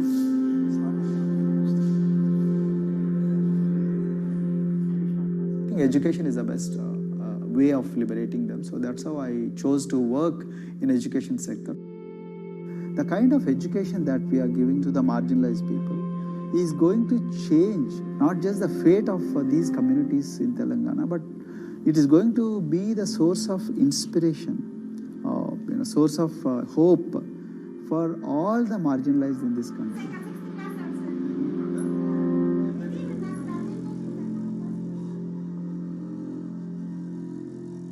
Greatest flight in India is the system of caste. For generations of Indians, the social code known as the caste system has defined how people earn a living and whom they marry. Although outlawed 7 decades ago, castes remain a significant factor in deciding everything, from family ties and cultural traditions to educational and economic opportunities. Dalits, people who are on the lowest rung of the caste system, constitute almost 1/5 of India's population of 1.3 billion. Not able to afford the high tuition of private schools, many are forced to attend government-funded institutions, which in the past have suffered from poor infrastructure, lower education standards, and high student-to-teacher ratios. But Dr. Praveen Kumar is trying to change that.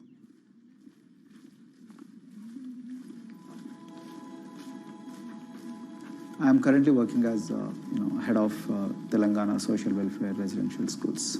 So totally above 400 schools I manage. These are all residential schools for the students who are historically marginalized but talented and then poor. My friend also Of them, 60% are girls and then 40% are boys, because girls are more marginalized among the marginalized. Their voices are always suppressed. My approach to improve the conditions in the schools has been put your eyes and ears on the ground always. Talk to the parents, talk to the teachers, talk to the students, stay in the schools and then understand their problems, their challenges, both in classrooms and then the corridors and the dorms. Then go to the dining halls and see what kind of food they are eating, and then go to their homes and then what kind of food they are getting and what kind of challenges the parents have. One of the important changes that I brought in after I took over was to complete the transformation of mother tongue to English medium, because English medium, as I said, English is the language of emancipation, a language that connects you to the whole body of knowledge in the world. So we had to train a lot of teachers. Refer to the dictionary also, okay, and find out the new meanings, as well as you're going to describe about. Hey, Richita, how are you? Hi, Sindhu. Fine, thank you. And how about you? I'm fine too. It's been a long time. Identity is extremely important. There is a scientific evidence to prove that your sense of identity is extremely crucial to your growth as a successful human being in your life.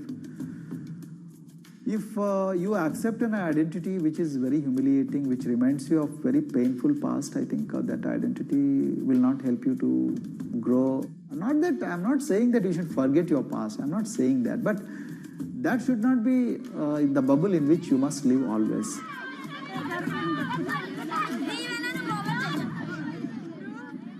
Sweros is an alternative identity. S stands for state, W stands for welfare, Aero, SW and then Aero is Swero. So the idea is your dreams have to be skybound. So that is what we are trying to achieve by changing the identities. Like, you say, I'm a Swero and I aim to be a doctor. I am a Swero, I aim to be a top-notch engineer. I am a Swero, I aim to be a top bureaucrat of this country. I'm a Swero, I want to be a very good actor or a musician in this world. So these are the positive images that are associated with the identity.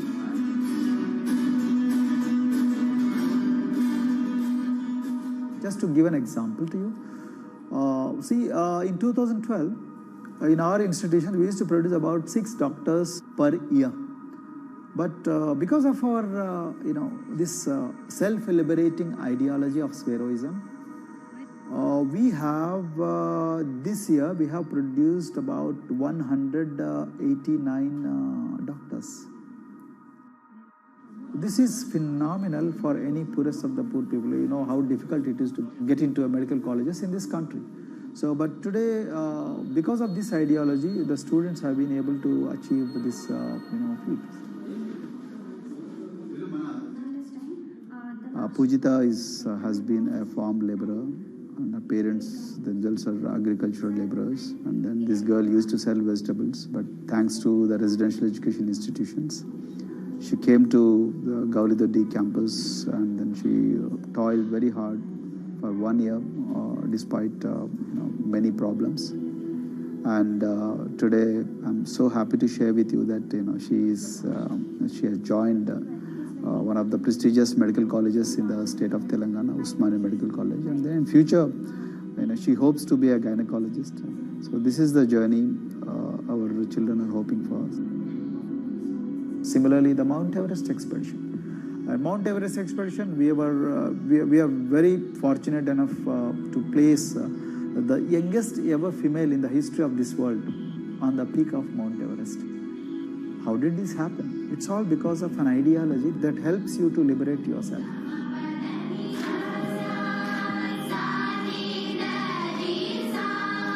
We brought a lot of extracurricular activities, and most of them got institutionalized now. So, for example, music. Similarly, the games. We have so many coaching academy. We have boxing academy, we have wrestling academy, we have handball academy. So we have, kabaddi, the traditional Indian sport. We have golf. We have introduced the golf also. Like golf is generally played by so-called rich people, but today even poorest of the poor people also are being trained in golf in our schools. Wow. So our intention has been to give all 360 degrees, type of opportunities to the students, so that whoever is interested in whatever activity, they can go and then do it.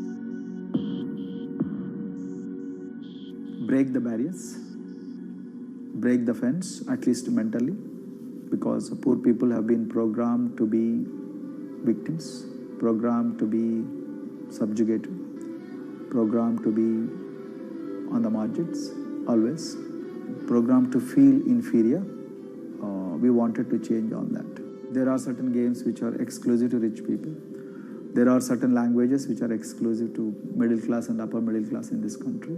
To put it in one word, the sole aim of introducing all these co-curricular activities is to break the stereotypes which are recklessly imposed on these people. Their stereotypes Dr. Kumar knows all too well. Born a Dalit, his grandparents were labourers and access to the village well was restricted. Dr. Kumar credits his parents' belief in the power of education with helping him realise his aspirations. He went on to join the Indian Police Service, attended Harvard University, and then began pursuing educational reforms back home. I attribute whatever I am today, it's to my mother primarily. They educated me in the village, although there were no good schools. So then I stayed in social welfare hostels, the hostels which are managed by government for the poorest of the poor kids. I passed with reasonably good grades. Then I went to university, and then I faced worst form of discrimination in the universities. Like there were, in those days I'm talking about, so the bathrooms and the toilets were exclusively meant for scheduled castes and scheduled tribes. We used to fight discrimination on one hand, and then again, try to excel in academics, day in and day out. So that's how I came to education, because I deeply believe that education is the only important weapon that can really, place the poorest of the poor people from a very victimhood orbit to a prosperous orbit. I think in future, this is going to be a game changer for the marginalized in this country.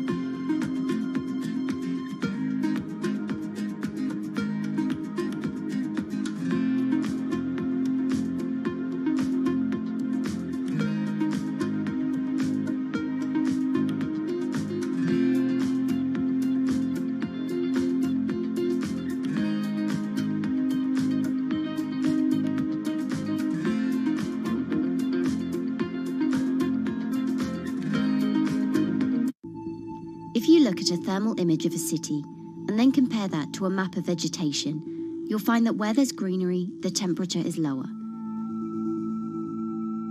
That's because things like asphalt, concrete, and shingled roofs absorb more heat from the sun than trees. This is the urban heat island effect, and it accounts for higher temperatures in cities, often by several degrees compared with their surroundings. It's becoming a huge risk to human health as growing urban populations exacerbate the heating effects of climate change. Heat waves kill more people than any other extreme weather event, more than tornadoes, hurricanes, and even floods. That's why urban heat island mitigation strategies are being studied in Singapore by a group of researchers. The government-backed project called Cooling Singapore is now in the process of combining everything they've learned to create a digital tool that can help cities all over the world, starting with Singapore.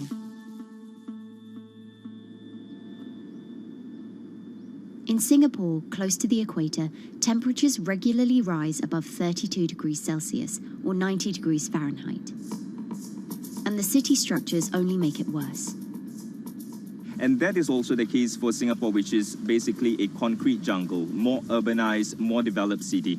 And even in Singapore, what you have is a situation whereby there's a temperature difference of 7 degrees Celsius between the more urbanized and the more rural areas. The government has taken drastic steps to keep temperatures down. This is Gardens by the Bay, an award-winning park, and inside this greenhouse is a pleasant 24 degrees.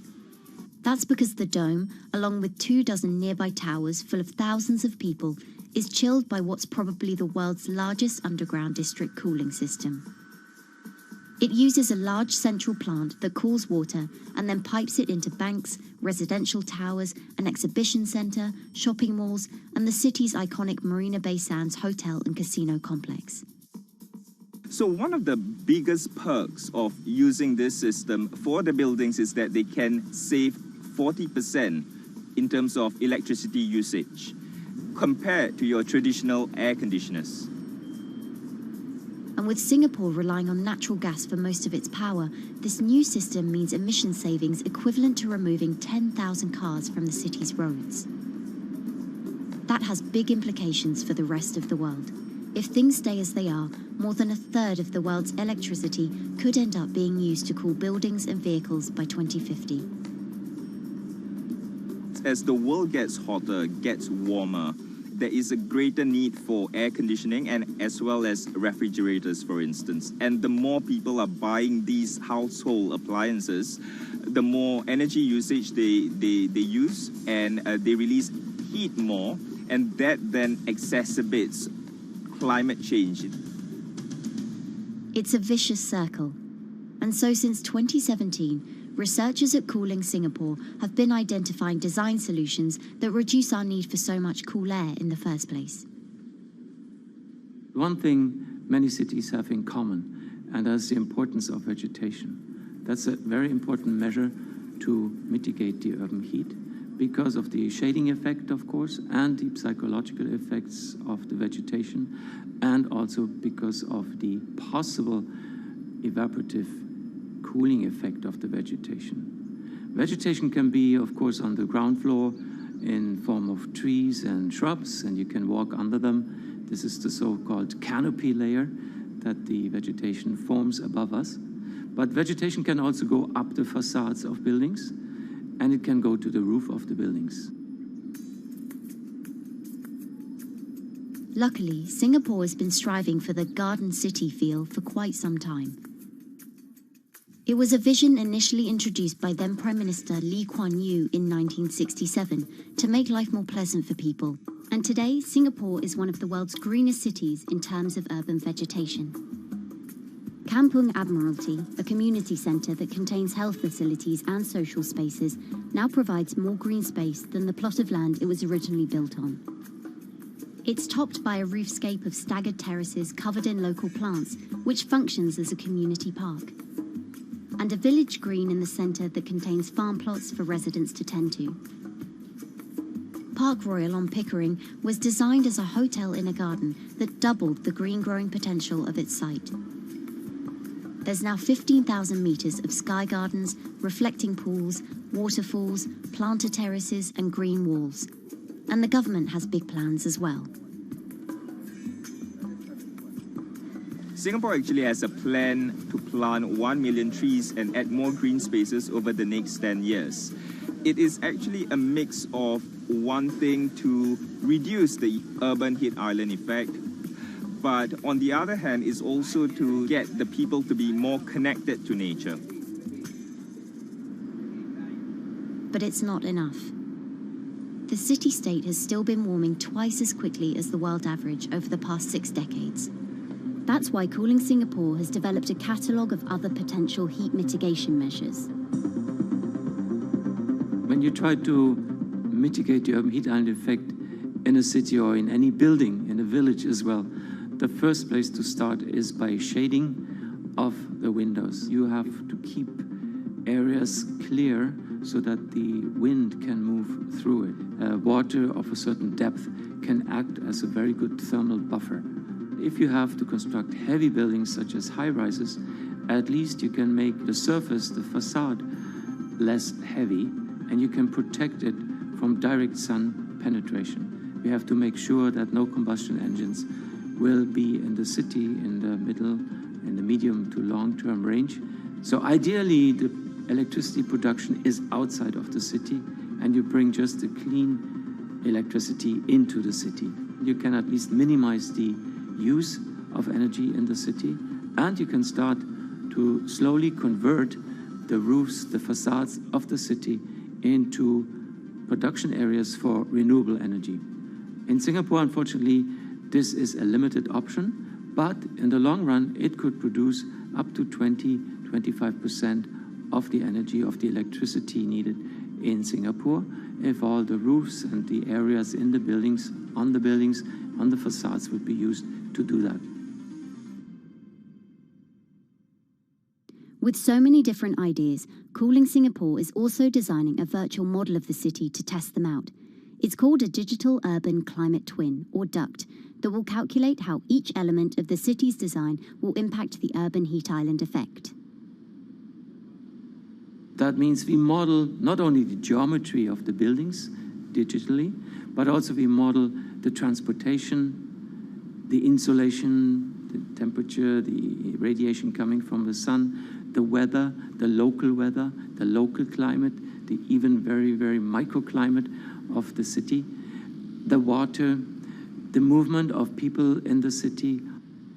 We can invent scenarios, we can design scenarios, test them before we actually build them, and if they test very well and we are sure that they will function, then we can start to build them and put them into reality.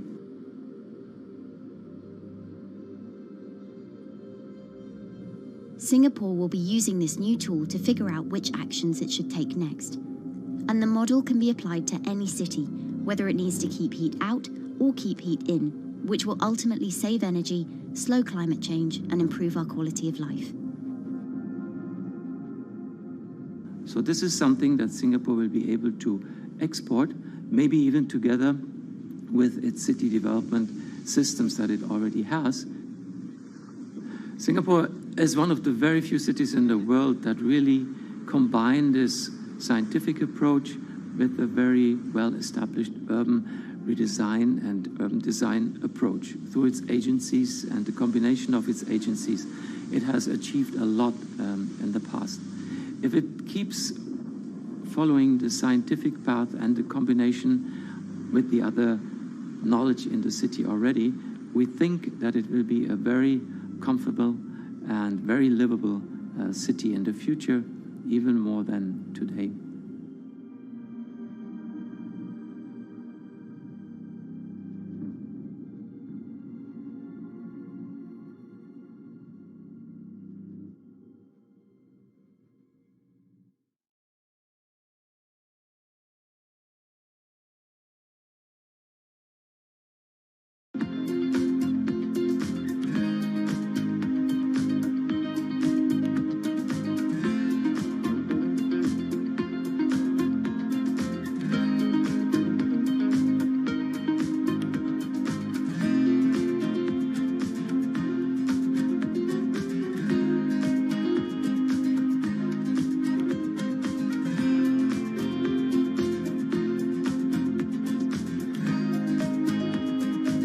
Times are tough. Jobs are scarce. It's risky to be outside and around others. Seems like there's very few ways to make extra money during a pandemic. So I guess I'll just hunker down and binge social media until this all blows over. Wait, don't these people make money? How do these people make money?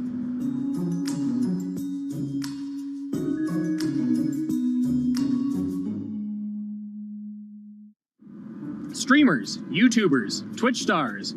How do they make money? Is it a lot? Is it a lot of work? I know, I gotta ask somebody in the biz, and I got just the guy. Austin John Plays.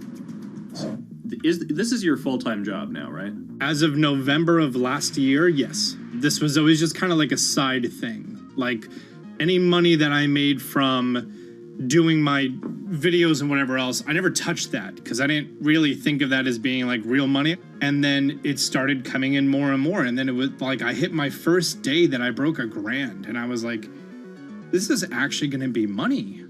How did the YouTube channel come to be? When the game Pokemon Sun and Moon came out for the 3DS, there was like things that I learned about the game, and then I wanted to just share that information with people.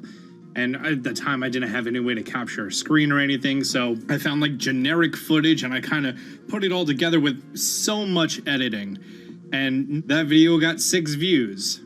And then 2 days later, I made another one. And that one got 12 views. And then I just started pumping out more and more content, and people were like, this guy knows what he's talking about. It really just started building on top of itself. And then it was like, my channel really focuses on tips and tricks. So I play a straight 18 hours and I'll finish the game or get to about the 40-hour mark.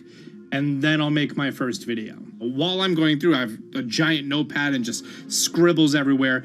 And I make these notes of like the things that stumped me, so I know the things that may stump other people. What do you need to think about if you're building your YouTube channel? 1, you need to do something that you're passionate about. Not that you like, not that you think you're going to make money on, something you're passionate about. The other thing is something that other people are passionate about. It holds a special place to them. And third is, it needs to be something that people are going to seek out information on. In order to enter into the marketplace, you either need to be better than everyone else, you either need to be faster than everyone else, or you need to be more accessible than everyone else. And you can't be more accessible because it's already on the platform. Granted, if you understand how the algorithm works, which is very similar to Google Analytics, then yeah, you can have a little bit of a head start. But if you're not doing it faster, and if you're not doing it better than everyone else, then why should anyone watch your channel? So my income as a YouTuber kind of breaks down to 3 different ways. 1, which is the bulk of it, which is ad revenue. Whenever you go and you watch a video and then there's an ad and then you wait 5 seconds and you hit the bottom right corner and then you go on to the next video, or a non-skippable ad, or the video starts immediately, you get the little banner ad at the bottom, or if you scroll down from the video, the first thing that shows there is an ad. Those are the 4 different types of ads that can appear on every single YouTube video. And all of them pay a certain amount. It varies on lots of things, like the country of the person who posts it, the country of the person who watches it, the time of year, where you are in the quarter, if there's anything going on with a reduction in ad revenue. Like, great example, COVID-19, companies weren't spending as much on advertising. So because of that, CPM went down. CPM stands for click per 1,000. I'm using the Roman numeral for 1,000. And that means that for every 1,000 views, you get a certain amount of money. Now, on low ads, when I first started off, my CPM was 30 cents. So every 1,000 views, I made 30 cents. But then once I signed with an MCN and I started making more quality content and more engaging content, some of my better videos and certain times of the year, I can see CPMs as high as $12 to $14. And there's a big fluctuation between, you know, if I post a video when there's no ads being spent, like January and February, that's the reason a lot of your favorite YouTubers and also TV shows don't post new videos in that time of year because ad rates are down. Why are they going to make content then? Instead, you're recording and you're bulking up for when ad revenue is higher. The second way that a YouTuber makes income is support, crowdfunding, things like that. When I first started off, Patreon was really the only option, but then they started rolling out supporters and members for YouTube channels. So whenever I have a live stream, you can click a button and then you can become a member, and then you get special icons next to your name. I believe they're called badges. Or on any video, you can hit the join button, and that helps support the channel. And then the third aspect of that would be merch. And for me, my merch has been somewhat basic. In fact, I'm wearing one of my t-shirts from last year right now. You have to endure the times that your first video gets 6 views, that you post it on Reddit and they say, shut up, and then an auto mod bans you. You have to go through that, because until you go through that, and you discover why you're doing it, you're not doing it for other people, you're doing it for yourself. If you're not loving what you do, then it's not worth it. Huh. So make a channel about something that I'm passionate about. Oh, sweet. I guess I can make the channel about that.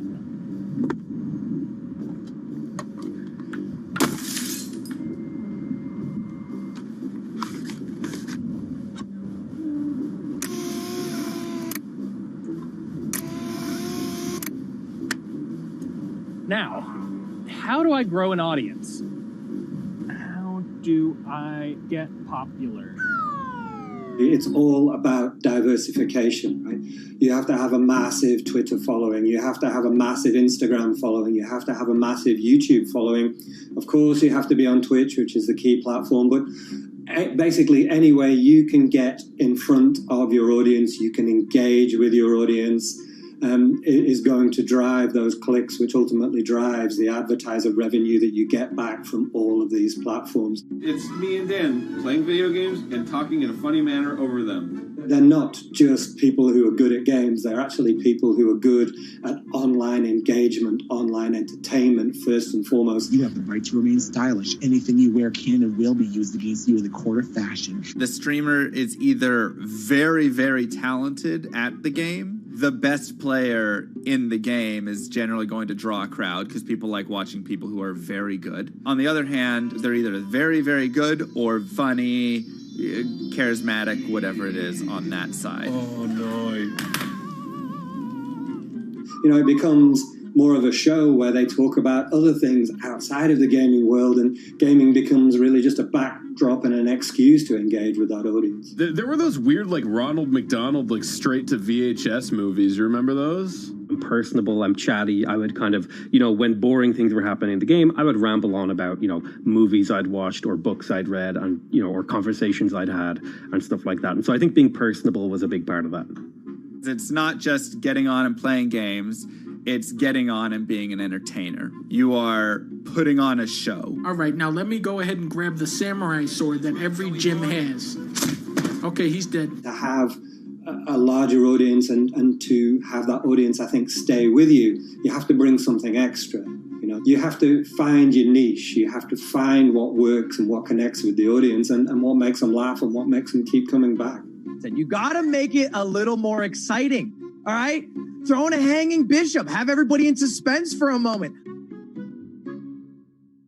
I think the real most important thing is to just get used to being on camera. Like in any sort of performance thing, is get used to talking on camera.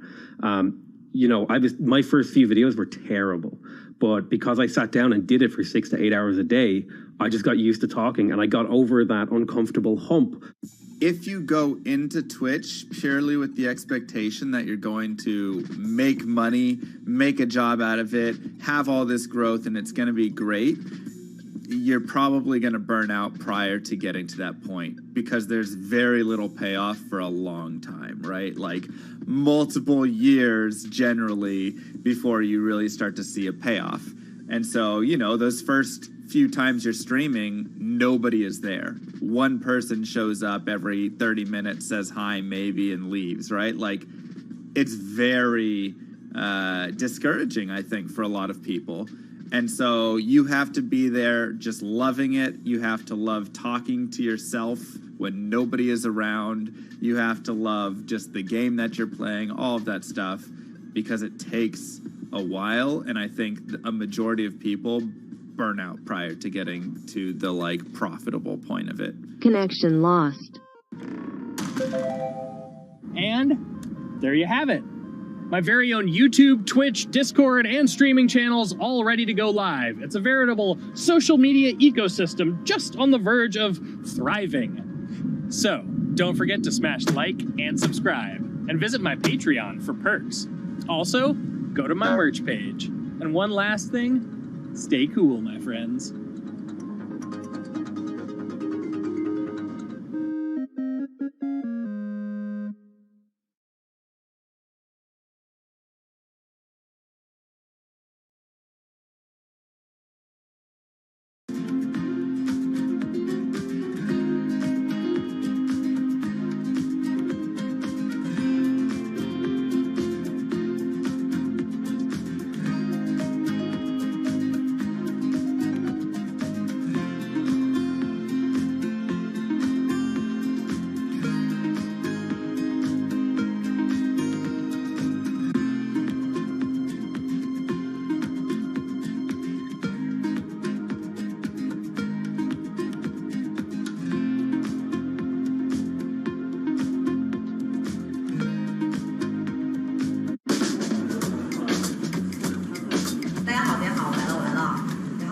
This is live stream shopping, one of the hottest trends in China.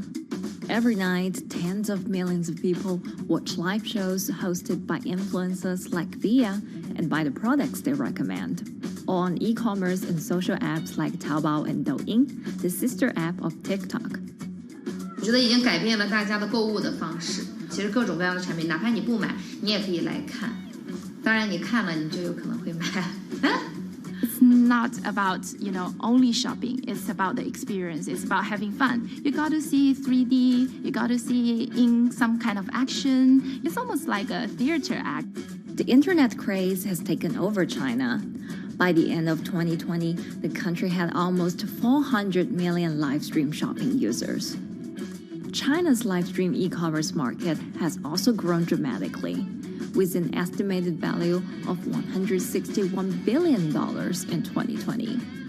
It's becoming popular outside China as well. So, is live streaming the future of shopping?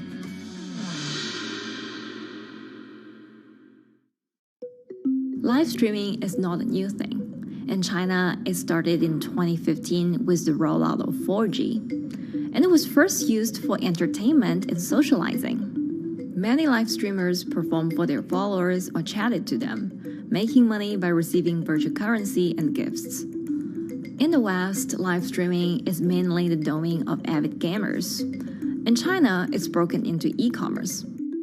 China actually has a very big e-commerce empire, so it uses these super apps, what we call, that you have payment, you have search of information, you have recommendation system, and you have huge amount of goods available on the platform, and as well as a lot of consumers. So with this advantage, they merge these features of live streaming to make the influencers actually sell goods. Here is a perfect choice. Nice neutrals, beautiful print, nothing overwhelming, and the warmth and comfort of flannel. This is item. Traditional TV shopping involves a one-way direction, whereby a host introduces a product, demonstrates certain things, and say, call this number or something. But live stream shopping is live. That in itself is a very, very big difference. It causes different psychology. And live stream shopping is a very entertaining way of actually engaging someone else. When you shop, actually, this live streaming video will continue. It will minimize into a corner, and you can buy the items and pay all on the same app. And after that, the live streaming screen will just enlarge by itself, and the promoter will come back to screen. So it's very convenient. Taobao, one of China's biggest e-commerce platforms owned by tech giant Alibaba, added a live streaming function in early 2016. In the following years, other e-commerce and social platforms like JD and Douyin also integrated this feature. 开头的时候还是有很多的挑战的，对画面的这个流畅，然后是否能够很真实的去还原商品，它其实在这个上面是有很高的这个门槛跟技术的这个卡口在的。不管是我们的这个用户的接受度，还是商家的这个上手的这个难度都很高，但是这几年下来，基本上难点在不断被突破的。Over $70 billion worth of goods was sold via live stream on Taobao in the year through March 2021. Latest surveys show that over 60% of live stream users in China were watching shopping shows, and over 65% of them shopped at least once via live stream. In 2020, live stream shopping got a huge boost during the pandemic, when millions of people were in lockdown and many retailers were pushed online. People, during the lockdown, felt like there's a need for more social interactions. This live platform creates an interesting kind of environment that gives people the sense that I'm actually interacting with you. And then live stream shopping brings in a lot more variety of things that people could buy and satisfy, the sense of losing control, especially during the pandemic. At the heart of this craze are the top influencers who have tens of millions of followers and sell products worth millions of dollars every night. They often use their star power to get bargains from retailers, which in turn boosts their own sales and influence. So if you think about China's live streaming, you have to know the king and queen of the influencers. The queen of live streaming, Via. She is actually having the biggest viewership and the biggest sales volume for a long time on Taobao platform. She can sell everything from like Gucci sunglasses, lipsticks, homes, and cars. One time she offered her followers to go on a Tesla ride with her, and she even, for once, sold a rocket launch in her live streaming room for 40 million yuan. 接下来我们真的要上火箭。The king will be Li Jiaqi, more widely known as Lipstick's brother. He used to be a cosmetic sales before he turned into live streaming e-commerce. And he knows a lot about the cosmetics. So he's the one that will actually put the lipsticks on himself when he's on the show. Top live streamers like Via and Li Jiaqi have become celebrities in China and can earn millions of dollars a year. Although not everyone can be as popular, mid-ranking live streamers like Tiffany still earn a good income through sales commissions. 如果说单从收入方面来讲的话，那主播的收入是比普通的工作要高很多。但是呢，主播这个工作时刻对身体，包括对精神都有很大的一个考验的。就是每天需要集中精力，然后长达5-6个小时，这种状态是很累的。而且这5-6个小时的话，你是脑子是不停的，然后嘴巴是不停的，然后手也是不停的，眼睛也是不停的。像我们做主播，不是说单一的只做直播一件事情，然后还会有选品的一些工作，然后还会有一些其他的事情排在里面，其实是没有个人生活的。那我觉得增强粉丝影响力的话，不是说某一件事情。可能今天做了什么事情你就增大了影响力，而是每天不断的内容的输出，粉丝不断的可能对你的了解，慢慢的信任你。里面有芝麻酱的味道，如果吃不习惯的话就慎买。A lot of successful live streamers are generally very good at communication. They're very good at articulating very simply what a product does, what a product doesn't do. In order for them to sell, they need to be trustworthy and appear trustworthy, and they need to, show in some ways that they're authentic, right? So for Via and Li Jiaqi, they are able to articulate that quite a bit through their body language, through what they say. For example, Li Jiaqi will also sometimes say bad things about certain products because to him that's his honest opinion, and sometimes people want to hear that.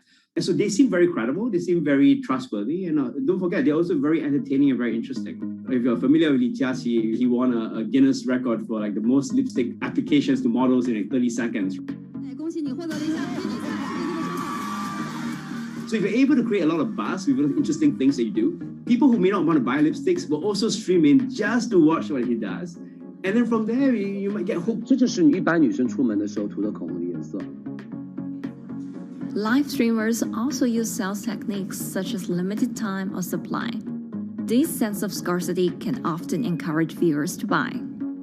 The platform in itself creates and enhances some of these things because you see it live. Something we call social proof has taken over, meaning that, hey, other people are interested, other people are joining in, other people want the same product. And they add it in the chat and they ask questions and they say, oh, I want this too. What happens then? It makes the whole product even more scarce. But it's not just influencers. Local farmers, luxury brands, even mutual funds have also started their own live stream shows. Working with very top-tier live streamers can be risky. It's not necessary that the benefits will end up with the brand. So we see company executives opening their own shows. And we see like P&G have their own sales room, which runs shows every day as well. We also have like local governors in like small towns to sell their agricultural products. So the live streaming is definitely transformed the way product owners can think about how to reach their consumers. And it enables a lot of players to actually sell. Live stream shopping is going global. Merchants in Southeast Asia have embraced this trend. And in the West, Amazon has upgraded its live streaming function, adding interactive features like chat rooms. Companies, including Google and Facebook, are also developing and investing in technologies to integrate video and e-commerce. 直播电商它其实已经开始成为主流，它未来的发展空间跟潜力都是巨大的。接下来大家会越来越依赖这种购物方式，会变成一个比较日常化、比较规范化的这么一个趋势。If you look at the numbers alone, their numbers alone, Li Jiaqi's numbers or Via's numbers, you know that they can sell and you know that they can generate revenue. Are they able to sustain it over a long period of time? It depends on how innovative they are at changing some of the things that they do. But you can't expect consumers one day turn into virtual shopping for good. There will be the nature of us that crave to go into the store, to touch the goods and actually wear it and see how it looks like and walk around in that with our friends. And those things wouldn't be replaceable with live streaming.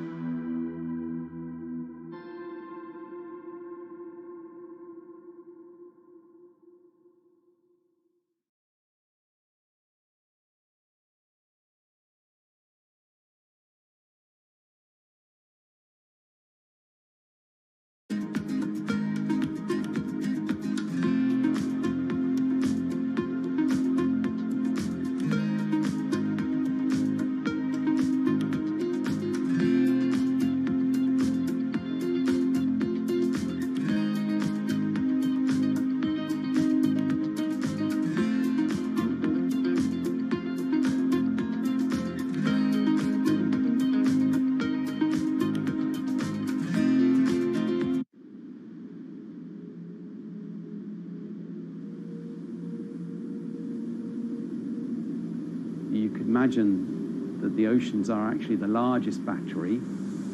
We're storing huge amounts of energy in the oceans. The wave motion can be very deep.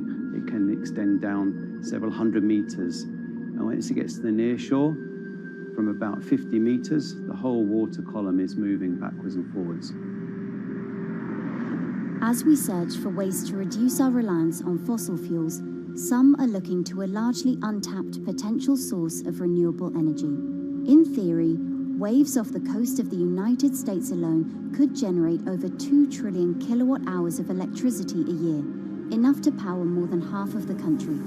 Waves intensify and subside not as quickly as the wind, and that means that it can produce a smoother power generation curve. One of the potential advantages of wave energy is that it could act as a complementary source of power compared to other renewables on the grid if it were to be scaled up to commercial scale.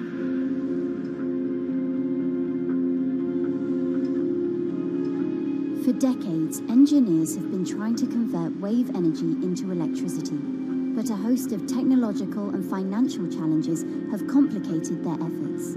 In the years from around 2006 to 2015, there were a spate of bankruptcies in the sector, and this was largely because of a lack of kind of continuous proven projects out at sea with reliable electricity generation. Since then, companies have been trying to develop the technologies at a steadier pace and with a smaller cash burn. But the same questions remain. Can companies develop devices and technologies that actually work? Is wave energy just a novelty or something that can become a major renewable energy source?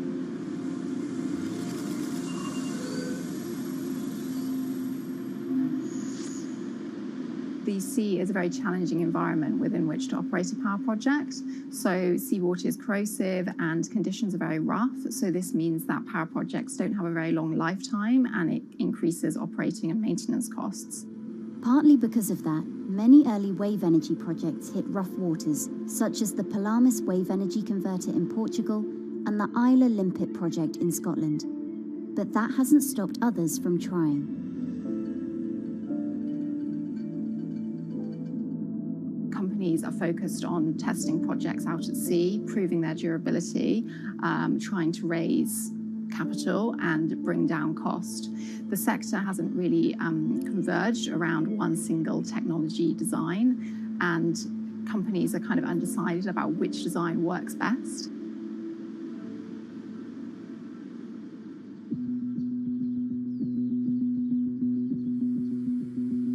Finland-based AW Energy is a veteran in the sector. The first proof of concept of the company's device was made in the 90s after diver Rauno Koivusaari observed the strong back-and-forth movement of a hatch cover in a shipwreck in the Baltic Sea.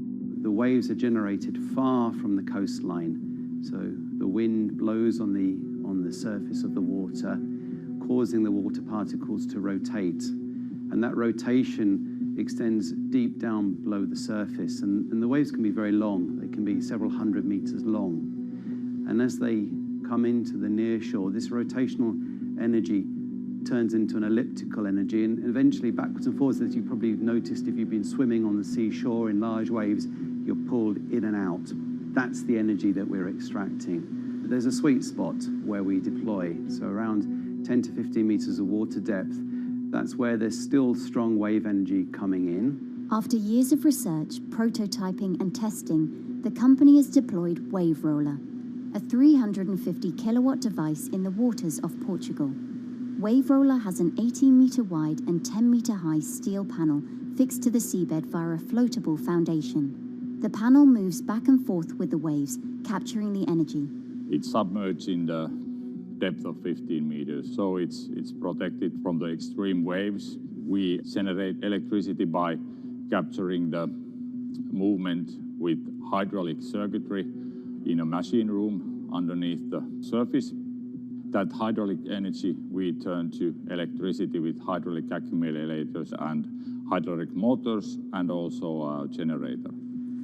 The Wave Roller has survived large waves at sea for over a year and delivered electricity via an underwater cable to the grid in Portugal. Meanwhile, the company has won a €2.5 million grant to work on an upgraded version of the Wave Roller, aiming to increase the electricity generation capacity to 1 megawatt. The upscaled device would have a bigger panel, 2 power takeoff units, and improved software to control the energy production. We have taken into use a wave prediction algorithm that kind of tells us what kind of waves are coming into our device.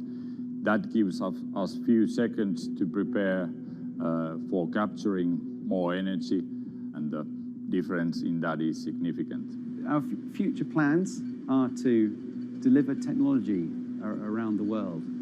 So I'm hoping we can be working on delivering technology to projects in Asia and also in the American continent as well.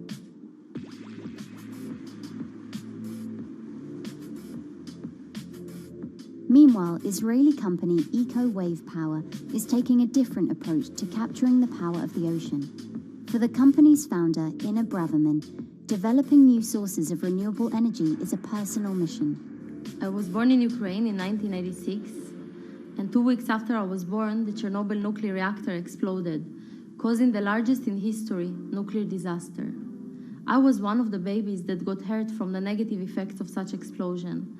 I had a respiratory arrest and a clinical death. Luckily, my mother, a nurse, approached my crib on time and gave me a mouth-to-mouth resuscitation, which saved my life. I got a second chance in life and decided to do something good with it. Growing up, Inna wanted to be a politician to positively change the world. After working as a translator at a renewable energy company, she decided to change paths. Solar and wind energy were fully commercialized. There were a lot of amazing technologies implemented everywhere. I saw that wave energy, although it's an immense source of electricity, the biggest companies in the world are trying to develop wave energy with no success. And there was kind of a race going on in the world of who is the company that is going to develop a viable wave energy solution first. In 2011, the then 24-year-old Inna co-founded Eco Wave Power. Instead of installing devices offshore, the company's devices are attached to existing breakwaters, jetties, and piers. Our technology is very cost efficient, especially in comparison to the offshore technologies, because we don't need any ships, divers, underwater mooring, or cables. We install on existing man-made structures, and all our expensive equipment, the generator, the hydraulic conversion unit, the automation, is located on land just like a regular power station. This is the EcoWave Power conversion unit that has been operating in Jaffa Port since 2014 until 2020. Here you can see how the technology works. Basically, the floaters are going up and down and pushing the hydro cylinders, which transmit biodegradable fluid into land-located accumulators. A pressure is being built, the higher the waves, the higher the pressure, which is used to turn the hydromotor, which is turning the generators. The whole system is controlled by a smart automation system, which you can see right here. And in case of upcoming storms, the system automatically raises the floater above the water level and keeps them in the upward position until the storm passes. The company has been operating a 100 kilowatt grid-connected device in Gibraltar since 2016, which is enough to power 100 households. Currently, Ina and her team are working on another 100 kilowatt project at the port of Jaffa in Tel Aviv. The project will be also the first time in the history of Israel that wave energy will officially connect to the electrical grid. And our goal going forward is to expand it to all suitable breakwaters in the city of Tel Aviv and to supply a significant part of the city's electricity needs. Today, engineers and entrepreneurs are still trying to crack wave energy. Globally, only a few hundred kilowatts of wave energy are deployed, compared with gigawatts of offshore wind. But the field has come a long way in recent years, and with the right engineering solutions, this new power source could eventually become competitive with more mature renewables like solar and wind. I would have a lot more confidence in the success of wave energy companies today as opposed to like 20 years ago. But in the next few years, or maybe the next couple of decades, it will be more likely to be used in remote locations like islands that are otherwise dependent on expensive diesel power, or out at sea on gas decommissioning rigs, or for powering underwater autonomous vehicles. So definitely, wave energy can compete with other renewable energy sources, but I personally believe that this is not a competition. In order to have a 100% renewable energy friendly world, we need all renewable energy sources to work together.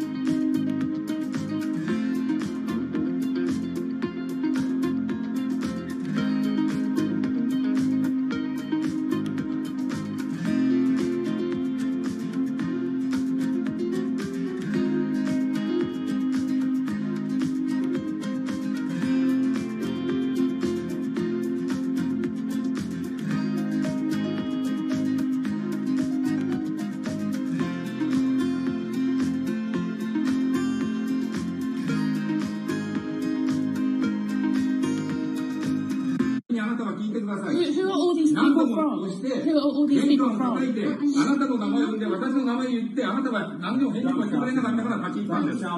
So can you please tell me? I'm not going to... please wait. You know, I've covered a lot of companies. I've covered a lot of Machiavellian companies where, you know, people play rough. I don't think I've ever seen anything on the scale of Nissan. He is making you, but you are from this side. I mean, it's corrupt. The system is... One of the most dramatic elements was Ravinder Pasi's home being raided by court officials in Yokohama. You scared my wife.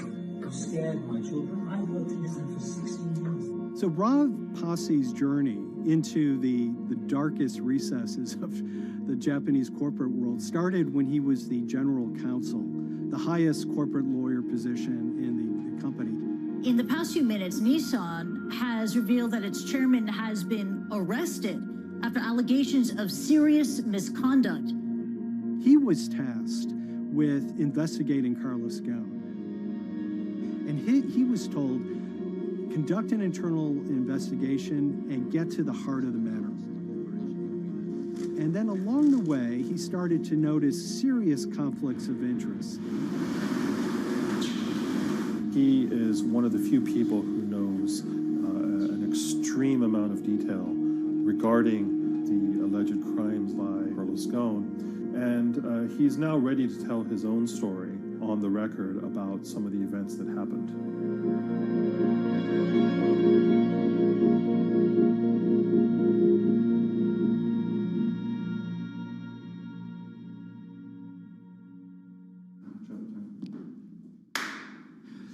My name is Ravinder Passy. I'm the former Global General Counsel of Nissan Motor Co. Limited. And you could say, yes, I had a front row seat in terms of what was going on.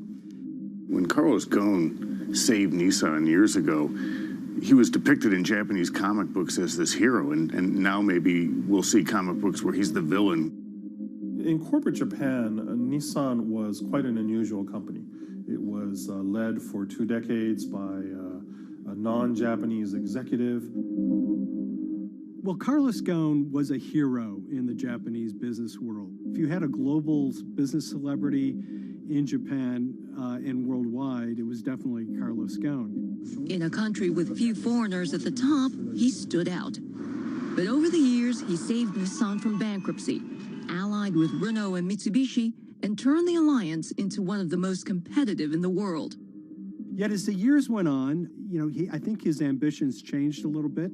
He started thinking about legacy plays, and one of them was to really tighten the alliance between Renault and Japan.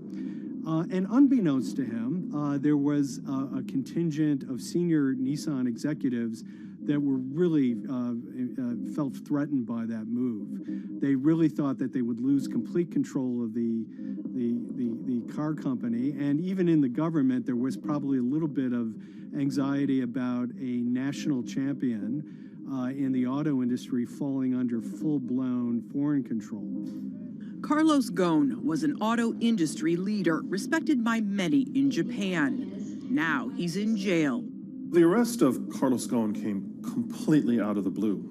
This was in November of 2018. He was coming to Japan on Nissan's corporate jet for a regular executive meeting, and he was met on the tarmac by Japanese authorities who whisked him away to jail and charged him with financial misconduct crimes. So what happened was that a power struggle ensued inside the company, and somewhere along the way, it was criminalized. By that, I mean that there were allegations leveled at Carlos Ghosn about the way he reported his pay to Japanese authorities, the way he handled money inside the company, that in other contexts might have been a board action, might have been handled internally. A number of executives at Nissan decided to take this difference and take it over to the Tokyo prosecutor's office, and that unleashed a chain of events that would shake the entire auto industry. So after Carlos Ghosn was arrested, Nissan launched an internal investigation into the events that led up to his arrest. So Rav Passy was tasked with investigating Carlos Ghosn, and he was told, get to the heart of the matter, find out what Carlos Ghosn did wrong and bring it to our shareholders.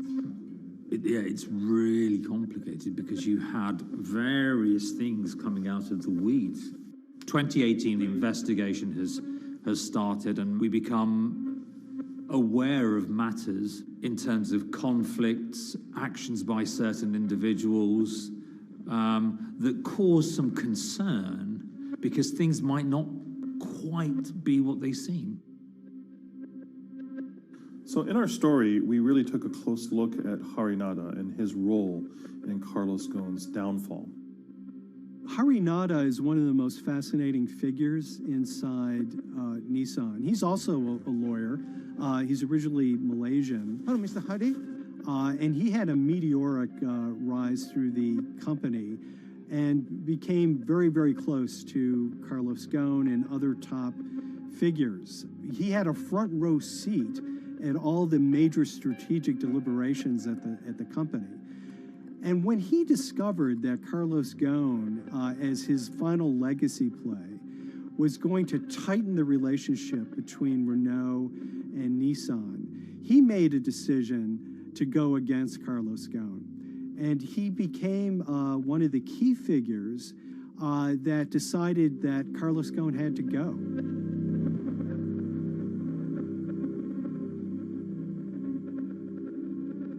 Harinada was somebody who actually recruited me into the company. So I have a long-standing relationship with him, or did have a long-standing relationship with him. For many, many years, he was a mentor. I had doubts about the credibility of the process right at the start. Harinada had a plea deal with the Tokyo prosecutors.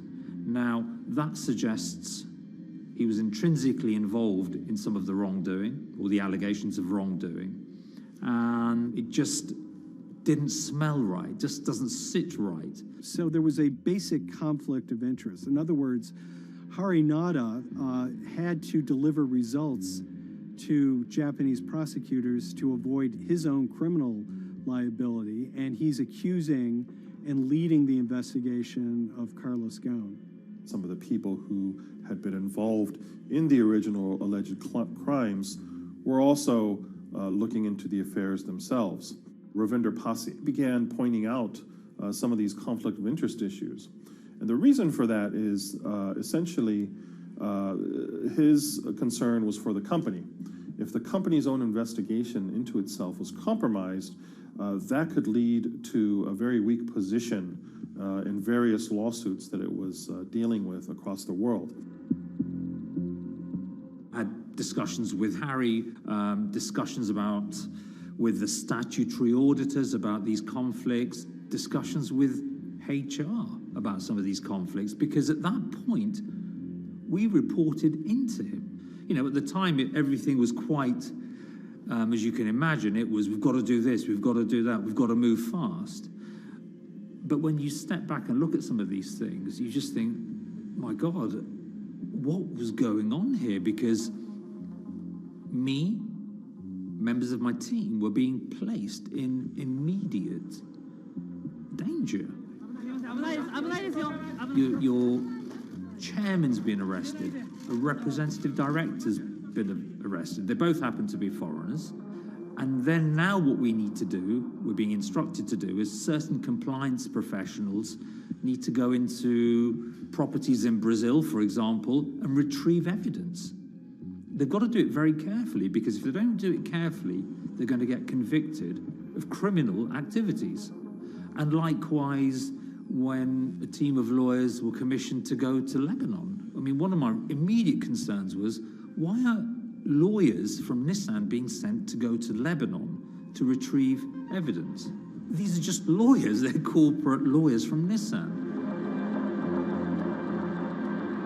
You had revelations that a number of executives had benefited from share appreciation rights when they shouldn't have. I mean, you know, substantive amounts of money being taken by these guys when they weren't entitled to take them. And you do think, yes, how is this going to look later on? It's going to look quite concerning.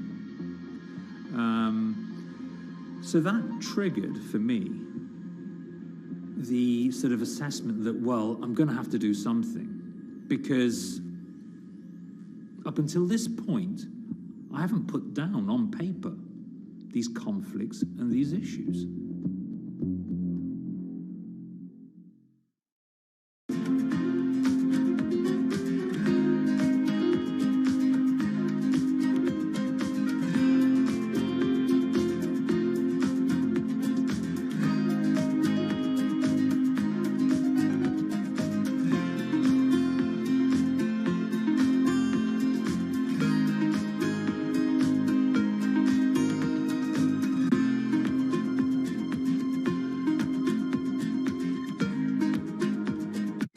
So Rav Pasi makes a fateful move. He writes this letter to the board listing every suspicion he has in great detail, backed up by evidence, backed up by memos of why this internal investigation had serious problems.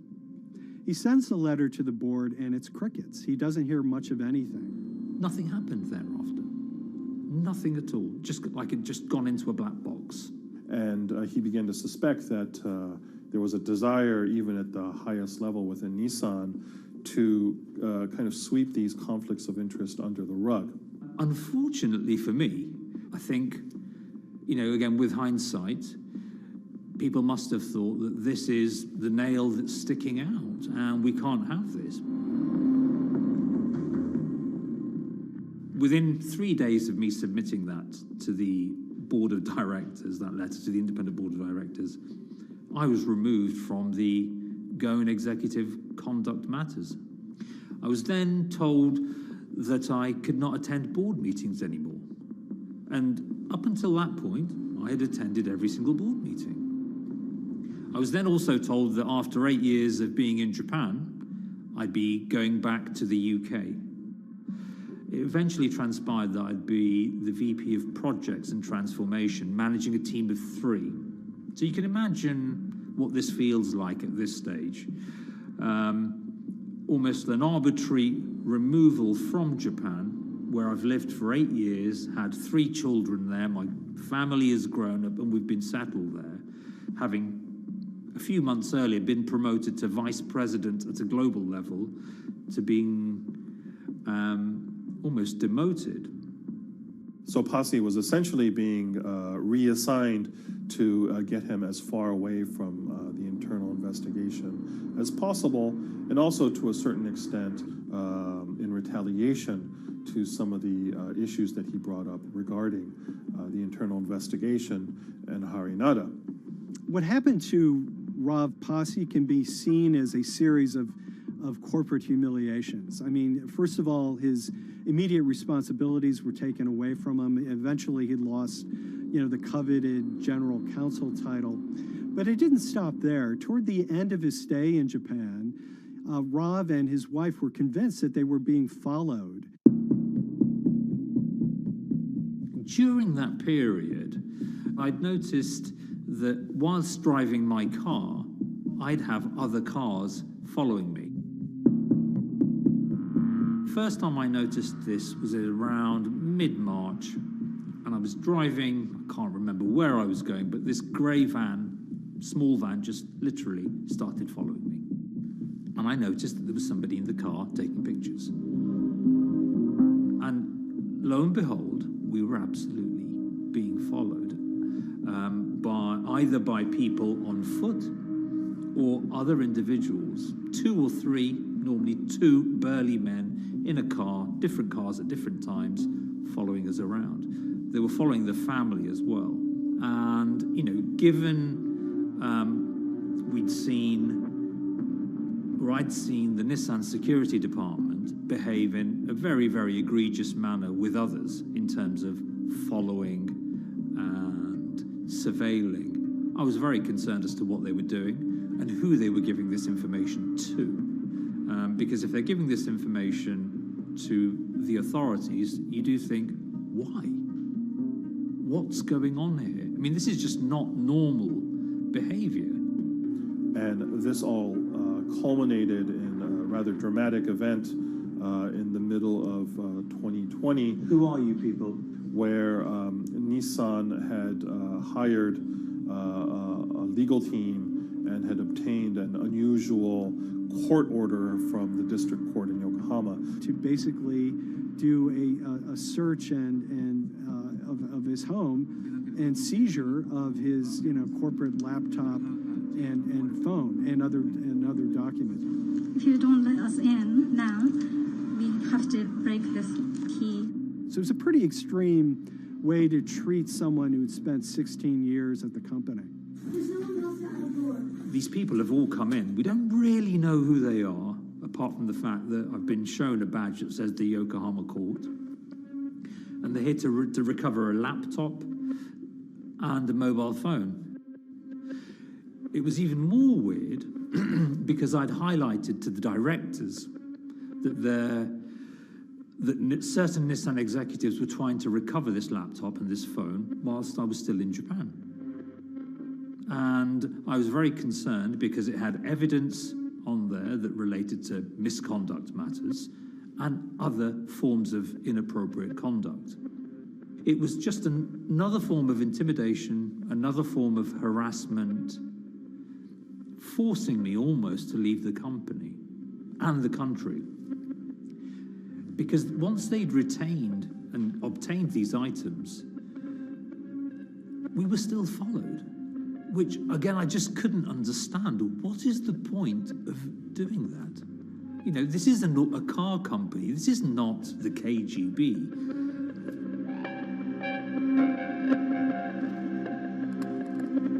I think it's fair to say that Rob Posse didn't have full battlefield awareness of all the intrigue going on at Nissan. I mean, Hari Nada is interesting because he's both charismatic and charming, and one of the most brutal corporate infighters one could ever run across. This is a confidential company email, right? You should not have this.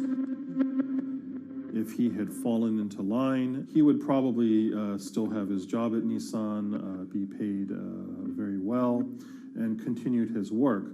A career that he spent 16 years building at Nissan is irretrievably broken. It's been smashed to smithereens. He and his family paid a huge price, certainly. But in terms of being able to sleep at night, I think, he's come out ahead. I highlighted issues to the highest levels of the company so that they could be dealt with appropriately by those in charge. There was no response to those, and there was retaliation against me.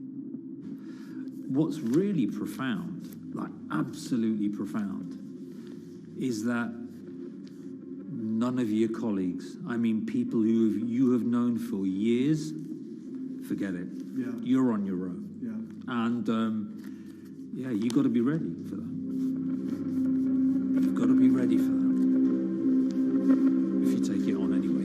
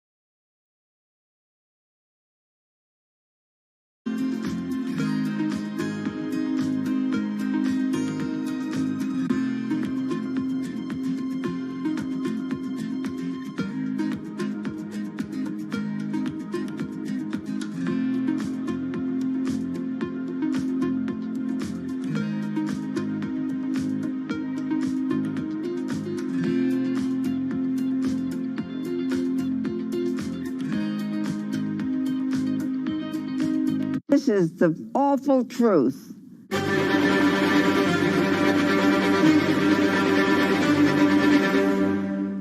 There's always someone in the family that's pushing it.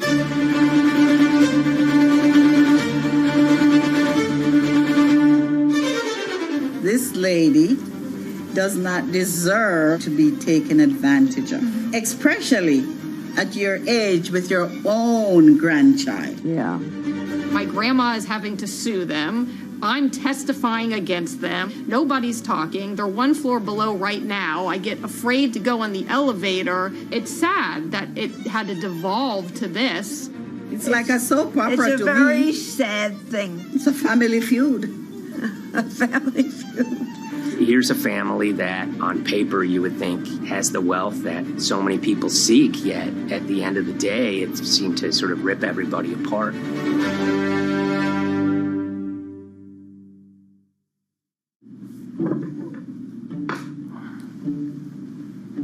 My name's Tom Schoenberg. I'm a senior reporter here at Bloomberg News, cover financial enforcement. I was approached by someone close to the Schottenstein family and asked whether or not I would be interested in writing about Beverly Schottenstein and this case that she had against J.P. Morgan. And it was immediately clear that there was a great story here to be told. So I started just, assembling all sorts of documents that the family made available to me. That included a diary that Beverly had begun writing when she started having suspicions about what was actually going on with her money. Beverly obtained her wealth from the Schottenstein kind of retail empire that has at times included Big Lots, Value City, American Eagle Outfitters, DSW Shoes. Beverly's husband died, and at which point they sold off their portion of the company, bringing them an enormous amount of wealth at around 1990. Estimates of her wealth were around $90 million. She, for many years, had that pool of money being managed by outside advisors. Her grandsons in the late 2000s had both graduated and were becoming financial advisors. She gave them a little bit to work with, and over time, her grandson, Evan, became the trustee of her entire estate. Managing sort of family money is not a conflict. In fact, some ways in wealth management, it's kind of how you get your start. It's kind of the seed that you need to sort of get going in the business. But Beverly started having suspicions that something was wrong probably in around 2016. Well, there were suspicious things, but taken separately without everyone talking about their own experiences, it was hard to really put it together. She had written a check to her caretaker, Dawn, that bounced. So she went down to her local Chase branch to sort of find out what was going on. She wasn't getting paper statements in the mail, so she asked them to print out a number of her statements having to do with her checking account and her credit card account. So we went to the bank and asked for the statements. And she got a whole year and going through all of them, page by page by page. And it was there she saw all sorts of charges that she said she didn't authorize or didn't know about. I was becoming very, very suspicious. I was starting to look in the money part, and that's what bothered me more when I saw that money was going, and I was not a big spender. Around the same time, Dawn, she starts noticing Beverly's son, who lived in the condominium below her, came up with Evan with a shredder and started grabbing papers in her office area, including some with J.P. Morgan letterhead, and just started sitting at the kitchen table, just shredding documents over and over. Yeah, they came in one morning. They used to do it in the back. Through the back door, and they brought the shredder inside. And then they went in the drawers in the office and took out all the papers, and they started doing it. I was very suspicious because I know you don't go around and destroying papers. Beverly said that they had done this many times before. That's when she said to me, Dawn, I'm going to write my feelings in this black book. Diary. And it's a diary, and she started writing. Each day she would write a little at a time.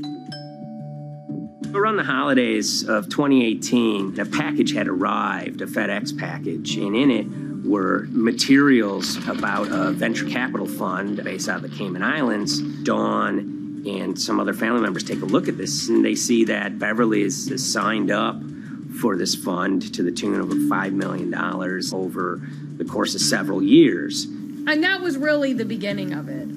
That was sort of the tip of the iceberg when it became obvious that something was going on, that my grandmother really wasn't aware of this fund. Beverly started to panic. She got really upset and called, JP Morgan's headquarters in New York and asked for Jamie Dimon. She said she was told someone would call her back, but she says that never happened.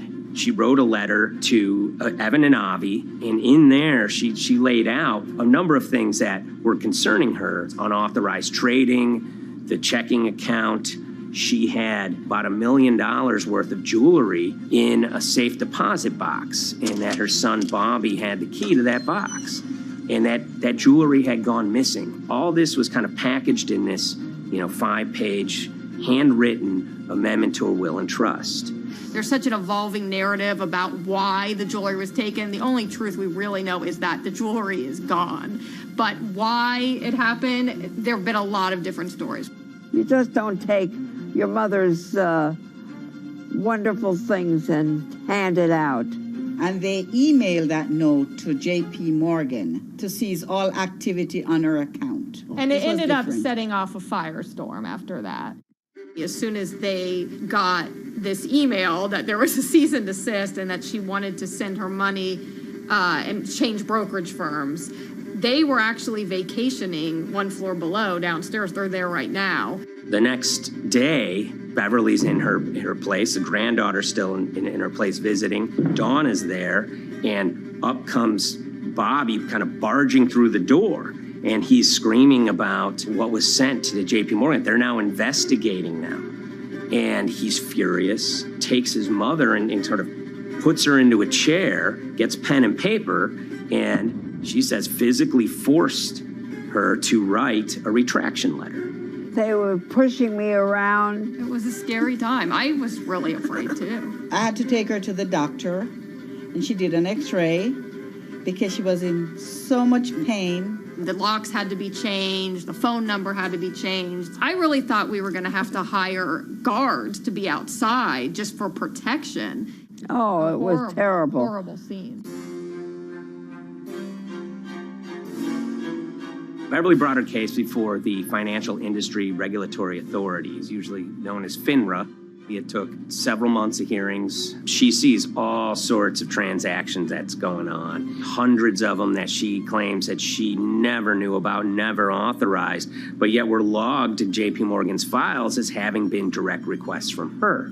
That included the sale of a large amount of Apple stock worth several $1 million, as well as all her stock in Big Lots. Over the course of their time with JP Morgan, Evan and Avi were making all sorts of trading on her account that was generating millions of dollars in commissions for themselves and the bank, yet she was not sort of getting any of the type of gains that you would expect sort of an $80 million account in a bullish market to be able to get. They issued a ruling entirely in her favor, finding that her grandsons, as well as JP Morgan, they were liable for violating their fiduciary duty, misrepresenting themselves, and they also found that the bank and her grandson, Evan, were liable for elder abuse. Evan and Avi, they were fired from JP Morgan. They issued an award of about $19 million. I reached out for comment, and JP Morgan emphasized that Evan and Avi were no longer with the firm and that their actions do not represent the sort of values of the bank. I reached out to Evan and Avi, heard back from their lawyer saying that, they disagree with the law and the facts that FINRA kind of used to decide the case against them and are seeing if they can have it withdrawn. Her son, Bobby, wrote her a letter, said his sons weren't criminals, and he also admits to taking her jewelry. And he says he needed it to pay off some bad business debts he had. They never once came up to say, I'm sorry. If there had been an apology and some acceptance, and asking for forgiveness from my grandmother, I don't think we'd be in the position that we are now. Since the piece came out, we've received dozens of messages from people, many of whom are telling their own sort of personal tales of, kind of financial advisors gone bad, or family members who got control of an estate and abused, those within. Seems that it's really resonated with a lot of people. I keep, hearing a lot of feedback about Beverly and how, a lot of people feel she did the right thing. You're never too old to stand up for yourself and try to right an injustice. She was adamant that she wanted to stand up for herself, but at the end of the day, they did wrong. It's a painful life lesson. You know, Beverly taught them that you don't mess with grandma.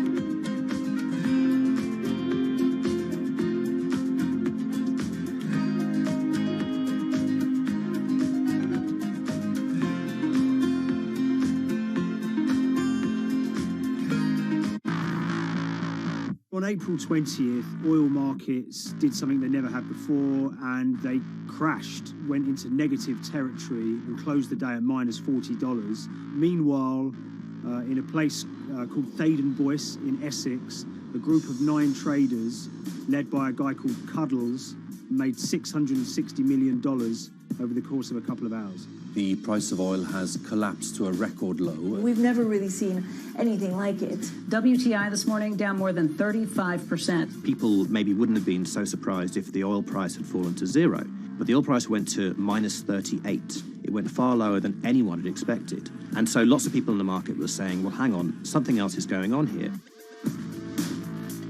A couple of months later, I started to get wind through a kind of network of sources that a tiny firm in the outskirts of London had made a huge amount of money that day and potentially had some part to play in what happened. The information we got was that 9 traders at Vega Capital London had made in the region of $660 million in one day. As a group, I think they made as much money in one day as Apple makes from its international sales in one day. I mean, it's an insane sum of money. Did they pull off a fantastic trade? Did they predict the way the market was moving and get it absolutely right? Or was there something else going on, and had they actually done something that breached market rules in a bid to sort of push the market? And that investigation is ongoing.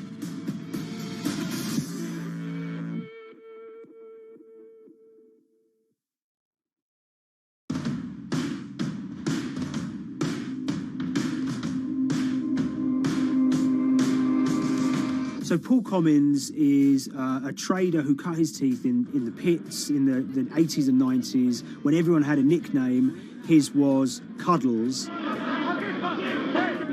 If you can imagine, that was a very sort of cutthroat type of world where people are doing, you know, hundreds of thousands and millions of dollar trades by shouting at each other, giving hand signals, and then sort of scrawling on scraps of paper.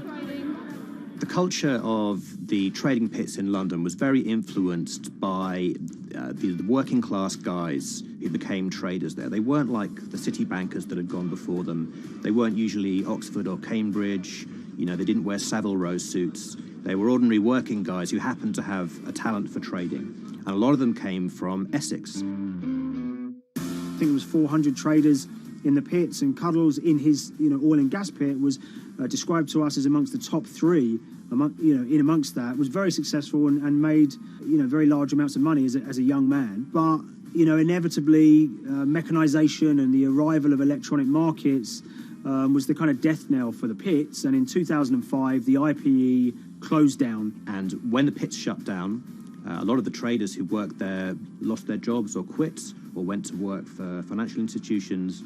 But Paul Commins decided to start his own trading collective out in Essex. Some of them are ex-pit guys, cut from the same cloth as him. Lots of them are actually sort of in their 20s, and they're his, you know, drinking buddy's son, or they're his own kids' friends from football. You know, they're young lads, hungry and ambitious, and he brings them into the fold. And fairly shortly, he's got, you know, maybe a dozen or so traders that they're independent, let's be clear, but they're all part of this collective.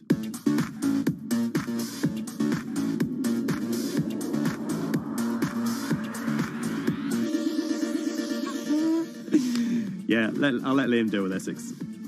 I am from Essex, so I feel like I'm free to, to get into this. Sweet, as they say. If you were to ask someone in Britain how they would imagine a kind of Essex person, they would see someone who's maybe slightly flamboyant, with a sort of Cockney accent, a sort of Guy Ritchie-style accent.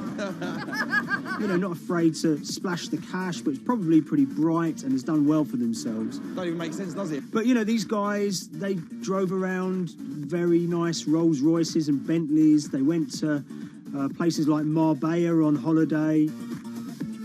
Thaden Boyce is a very wealthy place. You have to have considerable income to be able to afford to live in that village. It's a really nice place to live, and it's 20 minutes tube ride away from the city.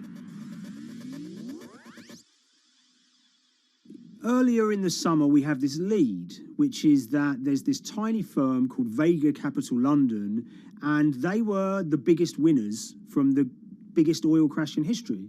Anyone that covers markets is going to be surprised about that. You're thinking your BPs of the world or your Glencores, but there's this tiny firm. And one of the big challenges that we had was actually finding out who worked with Vega Capital. It wasn't immediately obvious, and at first we had absolutely no idea. If you go to the Vega Capital website, it says it's under construction. If you do basic online searching, it's very difficult to find anyone who's publicly connected to the company. So inevitably, we're incredibly curious at this point. Like, who the hell are these people? The more reporting we did, the more it became clear that this group were connected socially as well as professionally. They went to weddings together, they played golf together, they would go on holiday together. We found out that a number of them were members of the West Ham Supporters Club in London. A few of them started companies together, so you could see all the connections between them and start to see a distinct group emerging. And it really just was this kind of shock that, this wasn't just like a hedge fund or a firm you'd never heard of. This was actually a group of buddies who all had the same experience on this day and had all made a huge amount of money. So if you're an oil trader, there's a number of different ways you can trade, and probably the most popular is WTI futures contracts. And it's basically a contract that says, I'm going to buy 1,000 barrels of oil from you at this point in the future, or I'm going to sell 1,000 barrels of oil to you at this point in the future. It's actually just a financial contract to gamble on to predict whether oil is going to go up or down. On the 20th of April in Essex, there had been signals for a while that this was going to be an exceptional day in oil markets. And we know that some of them arose early and started